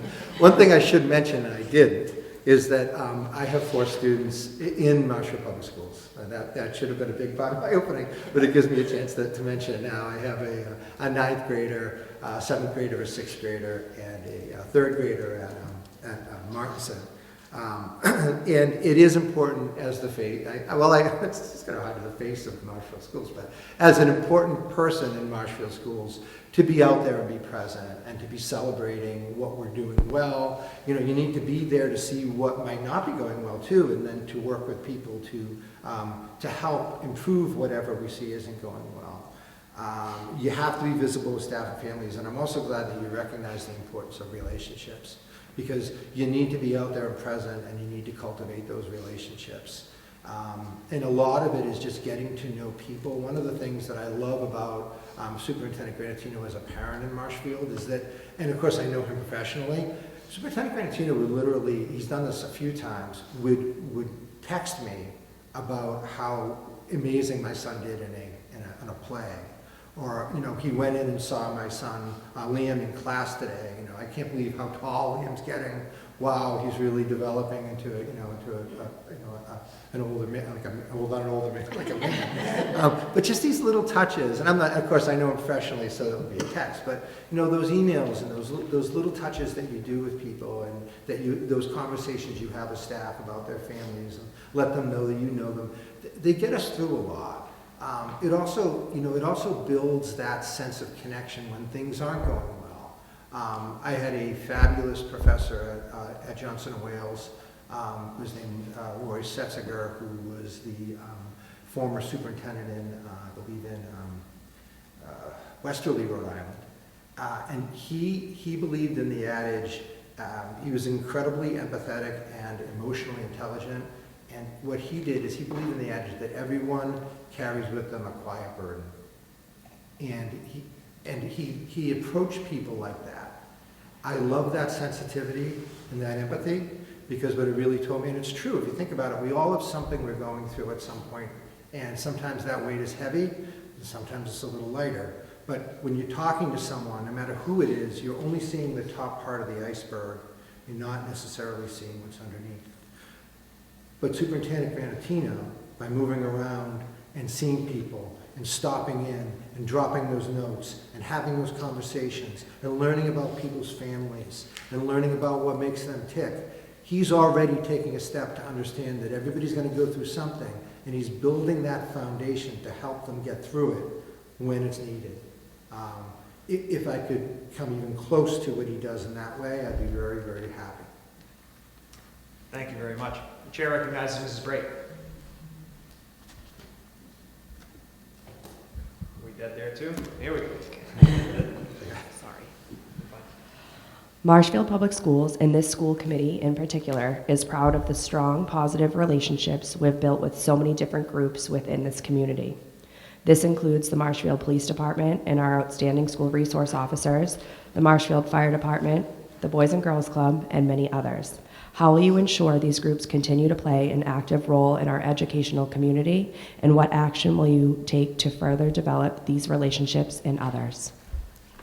Okay, thank you for that question. And the first thing I think about is just looking at the banner behind you that says "We Are Marshfield," and that is true. And I very much feel like I've always been part of Marshfield. First of all, I know these groups and I know the people that are involved with them, and it's really important to connect them.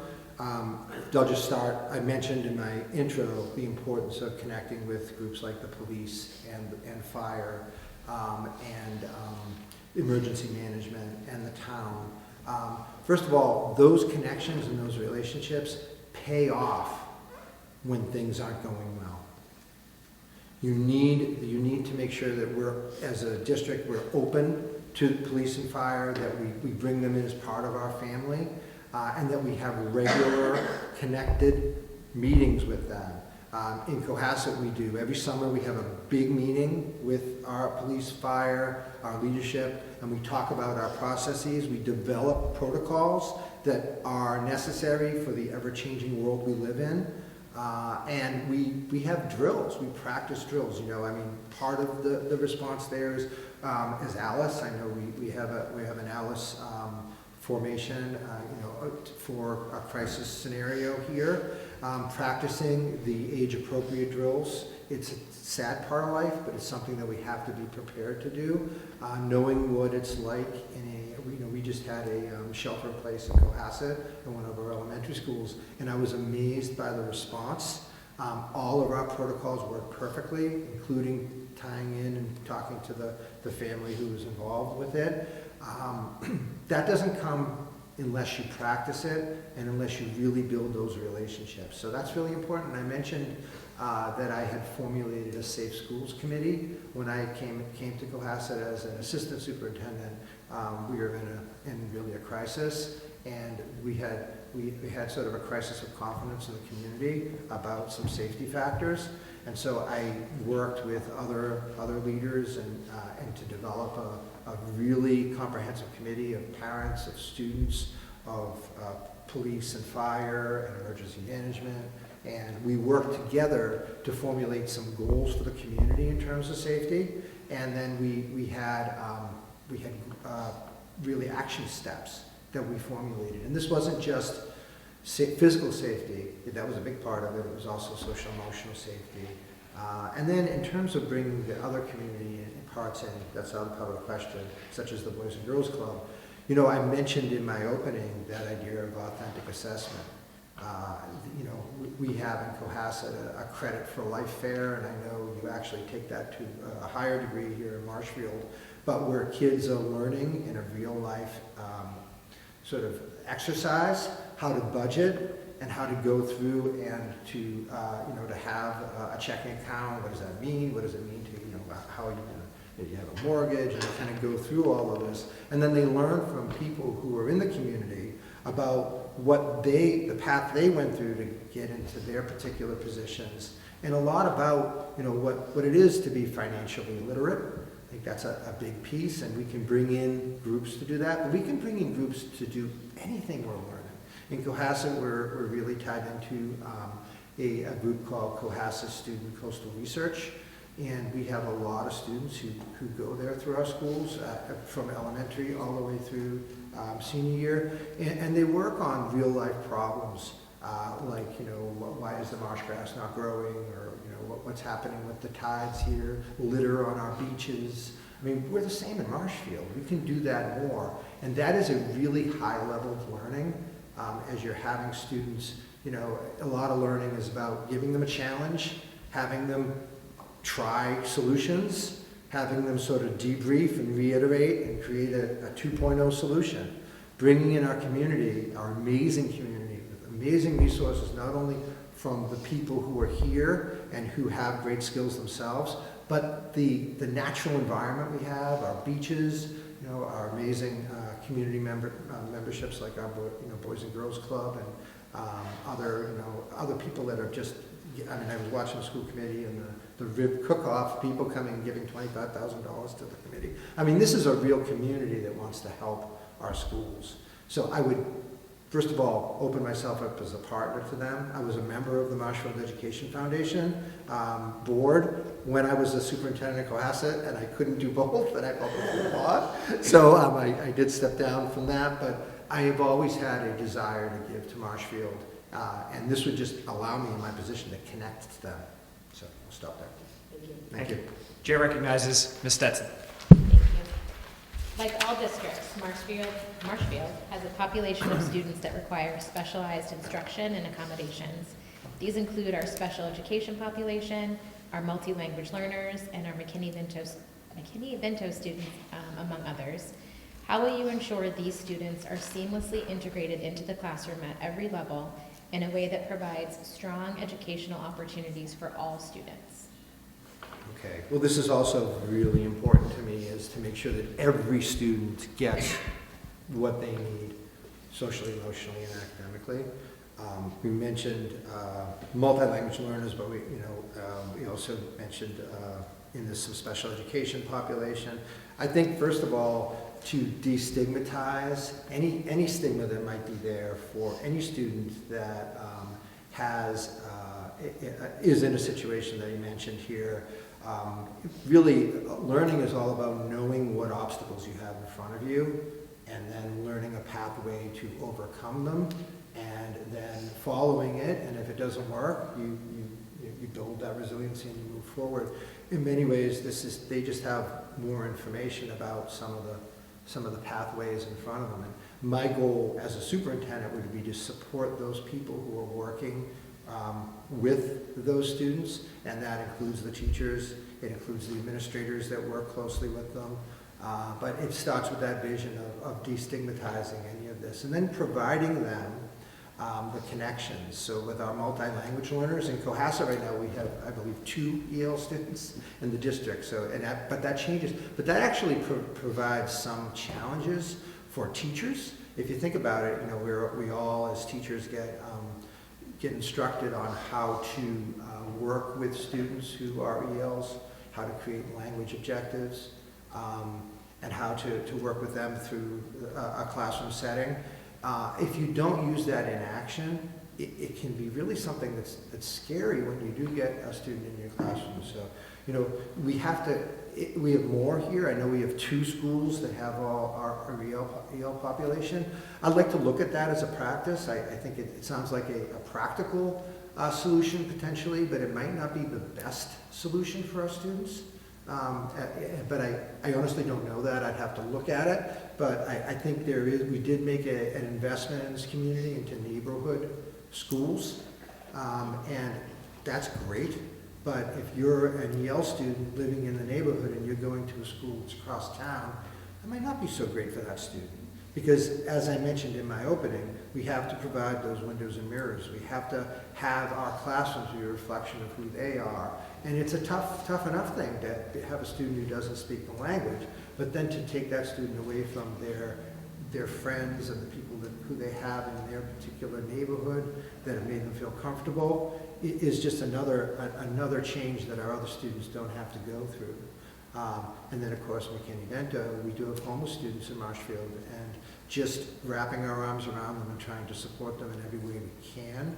If I think of the We Are Marshfield echo, certainly there's no one who it should reverberate for more than our homeless population. So we need to help them and make sure they really understand, yeah, we got you, we're with you. So that'll be my answer to that, Kendra. Thank you. I have the next question, Dr. Sullivan. Yep. Educational trends have shown a steady increase in the prioritization of STEM subjects in public schools. This, of course, has many benefits and should remain a focus of public education. However, in Marshfield, as in many other districts, enrollment in arts programs has started to decline. How will you continue to promote STEM while also encouraging growth in fine and graphic arts, music, literature, and other social sciences? Well, this is a great question, because you need to do both, right? And I talked about the whole student. In addition to resiliency, I think a Marshfield High School graduate has to be someone who has explored a wide variety of opportunities and has determined, and I started using this phrase working as an assistant superintendent because it's an elementary phrase, but it grows and glows. And if you think about it, it's pretty good. You know, you need to determine what you do well and what makes you shine. You know, I have my oldest son loves to sing, and he does it pretty well, and he's in theater, and that for him is a great source of pride. It's a great source of pride for me. But if he didn't have that opportunity to be involved with that, I think he might find it in a different place, but he never would have cultivated that opportunity. You know, he had those early experiences of singing on stage and just shining, and I saw something in him I hadn't seen before as a father, and it was wonderful. And you know, I want that experience for every parent in Marshfield. You know, not every kid sings. No, you don't get that experience from every kid singing, but it might be something else, right? So I think the arts are crucial to us and to our kids. And then, of course, STEM. I talked about the importance of not acquiring knowledge as much as it is what to do with the knowledge in science, technology, engineering, and mathematics. I mean, that's where it's at in terms of that creative problem solving and really figuring things out. If you have those skills and you follow the science engineering process, it's really all about challenge and trying something and reiterating something and then finally finding a solution. And you have to develop those skills. So I would really try to cultivate both. You can't give short shrift to either. And I think that back to Mr. Greer's question about our budget decisions, both of these areas have to be primary in what we decide. And these are the decisions and the conversations that a good community has to build their school district. And I will come with open eyes, open ears, and obviously, you know, Marshfield's all about my heart to try to help with that, to get our kids what we need. And I'll do a lot of listening to the community. Thank you. Chair recognizes Mrs. Dargan. We know that the mental wellness of our students has been a growing concern for some time. Aside from a social-emotional curriculum, can you tell us what steps or initiatives you would implement in the Marshfield Public Schools to promote the mental well-being of students and staff? Yes, I'm glad you said social-emotional curriculum, because I know that in Marshfield we talk about CASEL's 5 competencies, self-awareness, self-management, social awareness, relationship building, and responsible decision-making. We do the same in Cohasset, and I like the unique way that Marshfield's going about some of these, but of course I need to look at it and work on if it is my team, work on my team to determine the curricular focus. But I do like some of the things I see, like for instance, and there's a little diverse, but Ames Way, I know Principal Bishop has brought in something that she's calling the Ames Way box, which is really a way of getting students to talk about how they're feeling and what they're going through. And then Daniel Webster with Principal McNeil is talking about Daniel Webster Connections, and it's very similar in that regard, and I know all our elementaries are doing that. But what else we do, first of all, you have to look at your staffing. I think, you know, it's having the people there to work with the students on a regular basis and targeting some goals for them, socially, emotionally, is huge, but you've got to have the staffing to do it. So I'd like to take a good look at what we have. I mentioned in Cohasset, we added a social worker at the middle and high school, and then we've added adjustment counselors at every level to buttress that coming out of, I mean, it was tough to begin with, but we all know coming out of COVID, it did have an impact on our students. You know, it had an impact on the way they interact with each other. It had an impact on the way they feel about themselves. It was a very isolating time. So I think we do have to have the, in addition to the programming, the curriculum, we have to have the programming, and also we have to have the staff. Thank you very much. The chair recognizes Ms. Stetson. Thanks. Education and best practices are always changing, and that means that curriculum is always changing as well. What will you do as superintendent to evaluate our current curriculum? How will you determine if changes need to be made? And how will you work with your leadership team to implement those changes? Okay. So remember, a superintendent I am an important part, but not the, I am a part of a team, okay? And I think curriculum always has to be approached with a team, and you have to look at those content experts, and you really have to articulate any curriculum initiative from 12th grade and what we want our graduates to look like, down through to kindergarten and even pre-K. I believe strongly in a curriculum review cycle. And what the curriculum review cycle does is it's a 5-year cycle where you're looking at various subjects within those 5 years, and that helps in a few ways. It helps focus our attention on that particular subject in a way that allows us to, in terms of the school committee, advocate for budgetary additions if we're bringing in new curriculum. I'll tell you a story in Cohasset. When I arrived there, I saw 2 needs right away, and they were big. It was elementary math, and it was elementary reading and ELA, both at once. We were using an outdated program of math and vision, and we really didn't have, in my mind, a very good grip on how we were going about teaching reading. We were trying the Daily 5, but we needed attention to both. And quite frankly, that's a lot of money to try to think about, looking at in the budget, and we're talking about early literacy and early numeracy at once. You can't get in that situation as a district, because it puts you right behind the 8 ball in terms of a budgetary scenario. So I would just try to make sure that it was a collaborative curriculum process and that we really adhered to our curriculum review cycle for the reasons I just mentioned. And that all curriculum is based, it ties into our data. We always need to look at data with curriculum, and we need to look at our strategic plan. Our strategic plan drives everything. It's an important document. Thank you. Chair recognizes Mr. Greer. All right, so this question is going to be in 3 parts. Could you share your experience in collaborating with the school committee? Mm-hmm. As the de facto chief executive officer of the district, reporting to the board, how do you envision your working relationship with the committee? Mm-hmm. And lastly, how will you work with the committee and with other groups like the Marshfield Educators Association and our bargaining units to cultivate a shared vision and plan of action? Okay, thank you for the question. I'll take them just one at a time. My experience in collaborating with school committee, I feel very rich with my committee now in Cohasset because I've worked hard at it. I have a very open relationship with them where I communicate regularly with them. My adage with school committee is there's no surprises. You cannot have any surprises.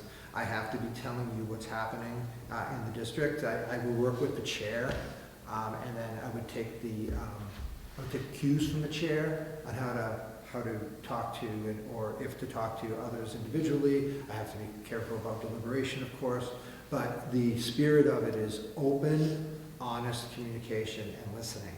And you hear things from the community, you have ideas and thoughts, that's why you're put in these positions, and we have to work together to cultivate that. Secondly, well, I guess I sort of answered that one too. That's how I envision our working relationship is constant, open, and collaborative. And that's what I want to try to cultivate with the Marshfield Education Association. I have a deep respect for teachers. I still feel like a teacher. But I also, I want to be clear that my goal is always what's best for kids. Usually what's best for teachers is also best for kids, so it works really well together. But I need to focus on kids. One of the things I'm really proud of in Cohasset is that we got through all 5 contracts because COVID bumped them all into 1 year, first shot. And we did that, and a lot of the reason we did that is because I had a really good and open and transparent relationship with the negotiating chair. And he was able to pull me aside, talk to me when he thought things weren't going to fly. I was able to talk to him, and we got it done on a first vote with all of our units. So I'd like to try to cultivate that with the Marshfield Education Foundation and keep an open and honest relationship. Thank you. Thank you. Chair recognizes Ms. Brake. As superintendent, you'll be faced with some challenges that require thoughtful consideration and others that require fast action. How do you evaluate what kind of action a decision requires? Could you give us an example of a previous high-stakes decision you've had to make, what you did to implement your decision, and what you learned from the outcome? Okay, so I mentioned in my, I think I mentioned a lot of my mistakes, but I meant, if it wasn't too long, but I mentioned in my opening statement that I really try to use the process of, I was taught many times to use the 24-hour rule, you know, to make sure that you have an idea, but give it some time. But more important for me than that, because there are some decisions you got to make right away, right, is to make sure that if you can, to think of unintended consequences with that decision. I believe in using a lot of thought partners. The school committee is certainly a thought partner. My leadership team is a thought partner, and I believe in inspiring others to do the same. So my leadership team, if we're working on full cylinders, which I want us to, and my team in Cohasset does, they call each other too, and they bounce ideas back, and I hear them talking in their conversations. Yeah, but do we consider this as a consequence? Do we consider that as a consequence? That's good, because that is how you catch mistakes before they happen. And there are times when you have to make decisions on the fly. And I think if you're thoughtful and you have, that's a moment when, you know, you take a deep breath, you might have one thought partner, but you have to make a decision that is true to what your virtues are. My virtue is transparency. One of my virtues is transparency, and it's honest and open communication. And so often, you know, when something happens, I'm faced with the decision about communicating it or not communicating it, and the unintended consequences. I'll tell you one that happened recently. You know, I could probably dig into this, but we had a scenario where we had, and I can say this because I shared it with the whole class community, it's not like I'm giving away secrets, but we had a situation where we had it was a threat made to our middle high school. Okay, and we believe it was through either a robo situation or some really not well individual, and I say that, I shouldn't say it that way, an individual that was outside of our community, not even our community, who was trying to cause harm for whatever reason to the community. And I mean harm not in a physical way, I mean harm in just causing chaos and mayhem. And the police called me and said, you know, we have a situation here. We don't think it's a viable threat, but you know, we'll leave it to you if you want to communicate to the district or not. So here I am. I'm faced with a decision. You know, what do I do? If I communicate to the district it's not a viable threat, am I going to cause panic? Am I going to cause a scenario where people feel, you know, that their student isn't safe? And then if I don't communicate to the public, am I going to, at a later time, when this information comes out, because it always does, right? Am I going to have to deal with the fact that he won't even tell me when there's a situation that happens in the community? And what I did is I thought about it, and the information I received was at 4:30 in the morning, and school starts at Cohasset Middle and High School at 8:15. So I had a very short period of time to process this and to make a decision. And what I did is I did exactly what I told her I did. I called my thought partners. I called the high school principal.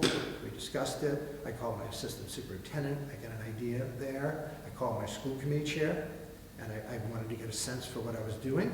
And I stuck to my virtue of being transparent. And I put it out there. And I said that, you know, we're working with, there'll be extra police presence, and I explained what the extra police presence would be there for. And part of my job as superintendent is to bring the temperature down during tough situations, but it's also to be transparent and honest and to give people the information they need. So I hope that explains a little bit my thinking in those situations. Thank you. I have the next question, Dr. Sullivan. Marshfield has an early education center, 5 elementary schools, a middle school, and a high school. How do you ascertain the culture of a school and of the district as a whole? And what steps will you take to preserve the individuality of each school while also ensuring that buildings aren't islands and instead are held to the same academic and cultural standards? Yes, so one of the things I love about Marshfield is that we do have 5 elementary schools that have unique personalities. I was asked this question in the staff forums, and I made the comment that, a great chorus has a bunch of individually wonderful voices singing together. So I do want them to create their own personal culture in these elementaries, but they have to be moving in the same direction. And of all the jobs I have, that's one of the biggest, is to make sure that we have a strategic plan that I'm able to get behind and move us in the same direction with our academic initiatives, even if it's done in authentic ways, our social emotional initiatives. And I think what to me is a good measure of a culture is the feel of the school and how people are responding to the leader in the school is also a good measure of culture. It was interesting walking through Ames Way School, and Principal Bishop is new, and and I don't know Principal Bishop, but it was a wonderful visit, and every single room I went into, and I knew some of the teachers, but every one of them said, hey, just so you know, she's amazing, we love what she's doing. She's building culture there, I'll tell you that, and I knew that from a very quick sight at it. And I've seen and it's the messaging that the principal delivers. I really feel like schools tend to emulate the personality of their principal in some ways, and that can be good and it can be bad, but I think in Marshfield it's been typically pretty good. But I've seen schools that really have a sense of family. Governor Winslow has that sense from Principal Hubbard. In her leadership, there really is a sense of family in there. And that will be a big thing for me. But I think the thing that's important is that I make sure that we're moving in the right direction, in the same direction, academically, instructionally, and that we have the same social components, although those social components can be done in different ways. Thank you very much. Chair recognizes Mr. Greer.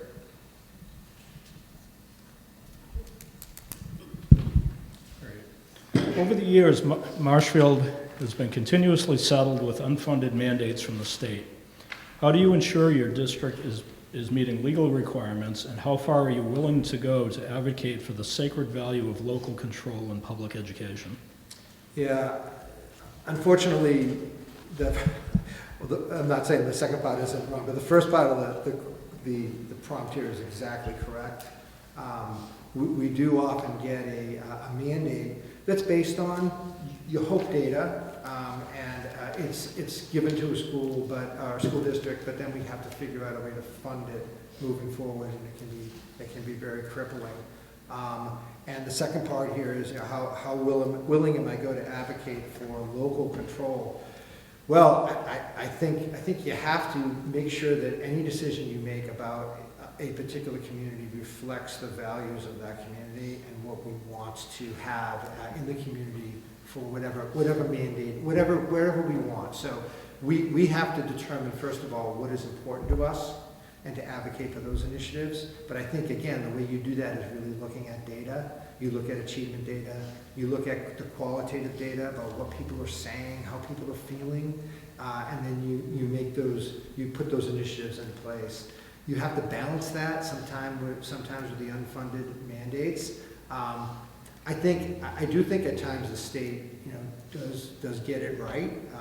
Obviously we're moving to we have a civics curriculum now in 8th grade. I think that was a good move, and that's a mandate that, of course, if the state says we're gonna test you and we're gonna have a project on your 8th graders, when your 8th grade students, with your 8th grade students, what do you think we're gonna do? We're gonna create a civics curriculum in 8th grade, and we're gonna try to fund that. So I think it's balancing what we want to do with what the state is making us do, and hopefully they're the same. And when they're not, it becomes difficult. But I think we certainly have to work together to advocate budgetarily for what we really need and what we really want. One other example would be, if we feel in our community we need something to help our students get through things socially, emotionally, we want to advocate for that. And the state is having us do something else. It's to try to advocate locally through our own politicians. It's to try to bring them into our conversations so we can get that to the state to Desi, and you know, I've been a part of some of those in the past, and I would continue to be a part of that. Thank you. Dr. Sullivan, I want to let you know you have a half hour left, and you're doing well with time management. You've got All right. 4 questions, and you're closing to fit into this half hour. Okay. Chair recognizes Mrs. Dargan. What is your ideal vision for evaluating student growth, individual school success, and overall district strength? How do you incorporate data into this equation, and how do you commingle data with other elements and intangibles of identifying success? Okay.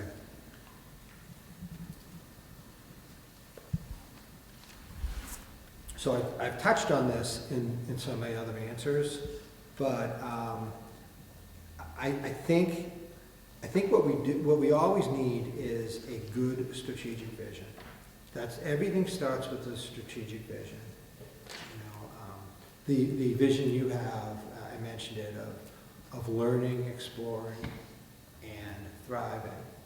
And then the key, more apt in your particular strategic plan, is your 4 pillars of equity, inclusion, and belonging. And then you have your teaching, learning, and leading. You have your communication and your community awareness. And finally, you have your management and operations. And all the strategic initiatives that go with those. It's honing those into goals. And here's how goals should work in a district, is that it should start with the school committee and the superintendent, and you're cultivating my goals, and then the goals that we have, which are based on the strategic plan, move down to, and I'm saying down only because it's a logical pillar. I mean, look, the most important relationship in our buildings is the relationship between the teacher and the student, and I extend that to mean anyone that's working directly. In many ways, we're all supporting that. So when I say down, I don't mean it in any derogatory way. I'm just giving you a sense of the way it kind of proliferates. It goes to our principals and sets their goals. Then it goes to our staff and it sets their goals. And then we are continually bouncing student data back and forth with these goals. And it's a strategic vision, and a strategic plan is a dynamic plan. It's not something that you set, you have a 5-year plan. In Cohasset, we went to a 3-year because I just felt, and my team felt that 5 years was just too much. I mean, I don't know, like before the pandemic, I didn't know what Zoom was, you know, and now it's a verb and a noun. So like, you definitely become like, there's so much changing in our culture, but we have a 5-year plan, so I think it's even more important to have those reflection elements. With my leadership team, what we do is we look at our strategic initiatives. I mentioned this budgetarily. We look at it 4 times a year. We look at it quarterly. And we have meetings just on that, and we say, what's our progress on these? What's our progress? And it's just like a classroom. You know, a good teacher, the best teachers are the teachers who formatively check their kids. Typically more than other teachers do, because they get a good sense of those students who are making progress and those students who might be falling a little bit behind, and you can create plans for each of them along the way. And if we're missing something in the first quarter, well, we're going to really come back and look at that by the time we get to the half, and then same thing with 3 quarters through and same times at the end. And those are very important meetings for my leadership team, because they reflect those back to their staffs. So that is how I think, you know, you're creating a kind of an overall sense of how we're moving. And then evaluating student growth, well, it's the same thing. You need those benchmark assessments, whatever it might be. You know, at elementary, it's in literacy, numeracy, and then as you get older, you know, you really look, and obviously behaviorally too. And then as you look at, as you get older, you're really looking at in content, how students are growing, where they start in the year, where they are mid-year, where they are at the end of the year, and you're looking at those assessments and working together as a group to change your plan if you need to. So the strategic vision and how it impacts the district is very similar to what happens in a classroom and how you work individually with student growth. And that's really how you can mingle data. So I guess that would be the third part of my answer. Thank you. The chair recognizes Mrs. Brate. Again, I do recognize that you have answered some of this question already, but if you could be a little bit more specific, that would be great. Yeah. We live in a world with developing threats that require us to stay vigilant as a district. I'm sorry, I have a cold. What experience do you have with developing and implementing comprehensive student safety plans, and how would you continually ensure we're staying on top of it to keep our children safe? Yeah, so I have a lot of experience in this.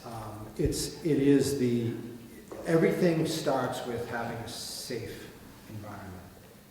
Not only does it create protocols that actually help, and I mentioned one that came into play recently, we had a shelter in place yesterday,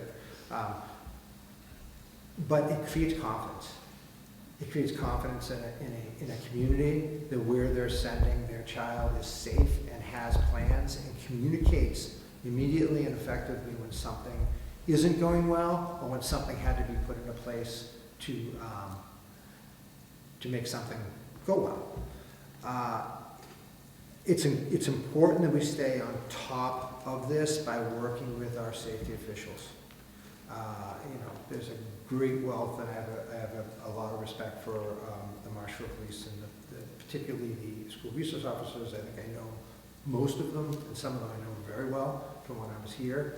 I think that we have in Marshfield anyway, a good working relationship with them, that the kids look up to them. I have just a personal one. My son Liam, I was very proud of him because he was Martinson's Peace Builder of the Year, where he got as a ride in Officer Crowley's car to school from the house. But it creates connections with them that I think pays off moving forward in a lot of ways. So I think reviewing those safety plans with the Marshfield Police under Chief Tavares, who I have a lot of respect for, his guidance is going to be key. And meeting regularly and not resting on anything that might feel like, well, we know what we're doing. We need to constantly look at this. And it's the first thing we do every year in Cohasset. And we always have a training on the first, or maybe the first professional development day for our staff. We talk thoroughly about safety. We listen to staff because staff have ideas. And every question is a good question because it brings up something. And so I guess the word is vigilant, and another word I'd use is thorough. That's what I try to do with safety plans. Thank you. Chair recognizes Ms. Stetson. Thanks.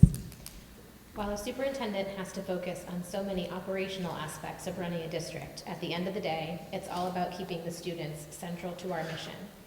Could you please tell us about a meaningful interaction you've had with a student over the course of your career? How did your guidance help that student grow, and how did you grow as a professional? Yeah. Well, first of all, thank you for recognizing there's many operational aspects of running a district. One of the chairs I've worked with at the school committee, upon kind of assessing the year, he's like, Pat, you kind of run a transportation company. You run a restaurant. You're running a safety firm. You have you're working with a $23 million budget, and then you're also teaching kids. It's like there's like 5 careers there, and I was like, well, it's pretty overwhelming. It's like it really takes a village, but yeah, it is to definitely keep the student central. I feel like it's hard to pick just one. I've had a lot of meaningful interactions with kids. I've always, we are from where we came, right? And I was a kid who, I had an amazing mother that made me feel like I didn't want for anything, although we did want for a lot. But I did go through some tough times when I was young, and so I've always connected best with some kids who were maybe struggling a little bit to get through something, whether it was academically, whether it was socially, emotionally, whatever it might be. And I do remember some students who, I won't name them, but I remember a particular student who, after having many tough times in class, kind of confided in me that he felt he was very stupid and that he couldn't do the work and couldn't get through. And I remember seeing him as he graduated and feeling that sense of connection, because I always tried to make him feel he could through it. And I recognized him and me at one point in my life. So it's those kids and those many situations that I've had. I love Marshfield in many ways. I like that Marshfield has some grit that I relate to, and it's every place has every place. I think there are people that really connect with certain places, and for me, that place is Marshfield, and it's because of those situations I've had with those students. Thank you. Thank you. Dr. Sullivan, I have the last question here. How am I doing? You're doing great on time. You've got 20 minutes left. Oh, wow. So today is December 16th, 2023. Is this because I'm losing track of time? You and me both. You and me both. Thanks a lot. Let's fast forward 10 years. Let's say that the year is 2033. Where are we as a district? What have we accomplished? How have we grown? What are our strengths? And what have you built on or changed? And most importantly, what skills and values does a new Marshfield graduate have as they enter the real world? Okay. So where are we in 10 years?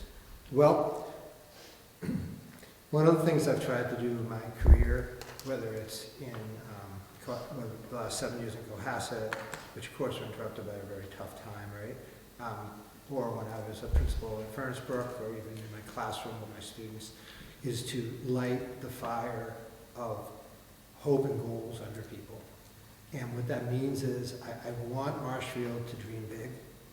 I used to use, when I was in Furnace-Brook as a principal, we used to talk about audacious goals, and I mean audacious in a positive way. Like, dream big, shoot for the moon here. Let's see what we can do. Sometimes we're our own worst enemies by placing a cap on what we can achieve. Marshfield is amazing. We have so much that we can draw from, and we have a real collective sense of ownership. So what I'd like to do in the next 10 years, and I'd like to start off July 1st, is really lighting those fires under people, to let them do the things that made them want to get into this profession. That those people who want to help with our schools, let them help and help. I want to help cultivate that. So in 10 years, I'd like this community to feel that way. I'd like people to look at Marshfield schools and say, wow, that's a school district where the community is really tied in, and they are doing great things for their kids. I think people want to move to Marshfield anyway, but I want people to say, I really want to move to Marshfield because of the schools. And I want us to be achieving, not only statistically achieving, but I want that feel for Marshfield being, oh, you really want to go there, and I want the scuttlebutt in the town to be, wow. I think we have awesome teachers. I just want to light that fire under them instructionally. And you don't do that alone. You do that through your team, and you do that by making sure that they know that you're invested in them and that you care about them. And I do. So that will be easy for me to show, I think. And then in terms of the qualities, I mentioned them, that it's being resilient. No matter what no matter what our kids are going through or will go through, I want them to be able to step back, reiterate, and create a 2.0. That's really what I want them to be able to do. Because you have to do that in your whole life and in every way all the time. And the better you can do that, I think the stronger and happier they'll be. And then I want them to be able to ask the right questions with the knowledge they have. And then I'll go back to something I talked about, which is really from a book by a gentleman named Tony Wagner. It's called Creating Innovators and Making of Children Who Will Change the World. And what he talked about, this is about 2012. Anyway, I'm starting to date myself, but it's still a good book. And he showcased young adults who were in their 20s who were clearly moving to success in their chosen fields. And he looked at, qualitatively, how these kids were raised. And a lot of them were raised with the idea that they had a little bit of unstructured play, and they were able to, their parents let them move a little bit, let them create, let them get messy, let them try things.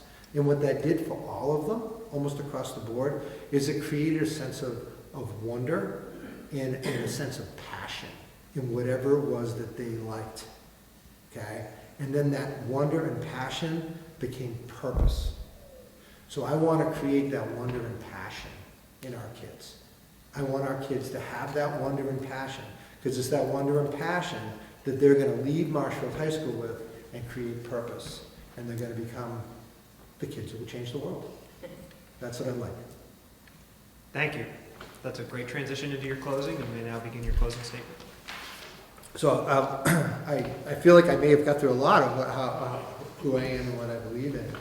I guess in closing, I just want to reiterate how much I want this particular job. I am very happy in Cohasset. Cohasset's wonderful. It's an amazing community. You will not see my name anywhere else. Okay, I'm not looking for any other job, but Marshfield's Marshfield. And this is a full arc for me from when I was, a young kid right across the street here at South River. I was a student struggling to find himself amidst some tough times.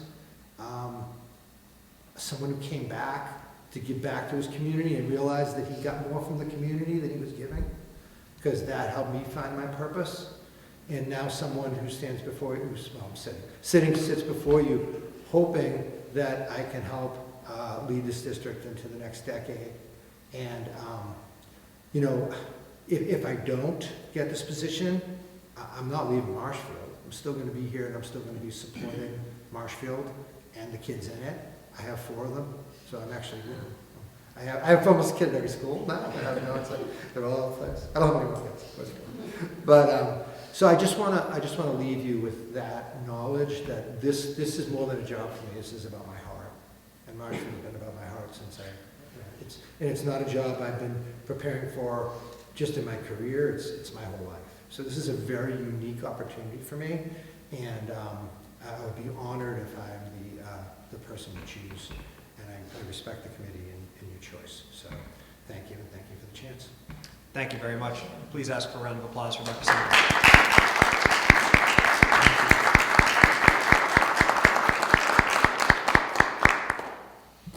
Okay, folks, that concludes our interviews for today. The school committee will meet on Tuesday, this coming Tuesday, December 19th at 6:30 p.m. right here in this room. We will have one agenda item on that agenda, and that will be the deliberation and selection of a new superintendent of schools. As a note, there will be, under the open meeting law, there will be a category at that meeting for public comment for folks who wish to come and address the committee on that selection, as that is the one agenda item. That is the only item up for discussion. So we hope to see folks there, and we appreciate everybody who came out today and everybody who watched, and that concludes our hearings.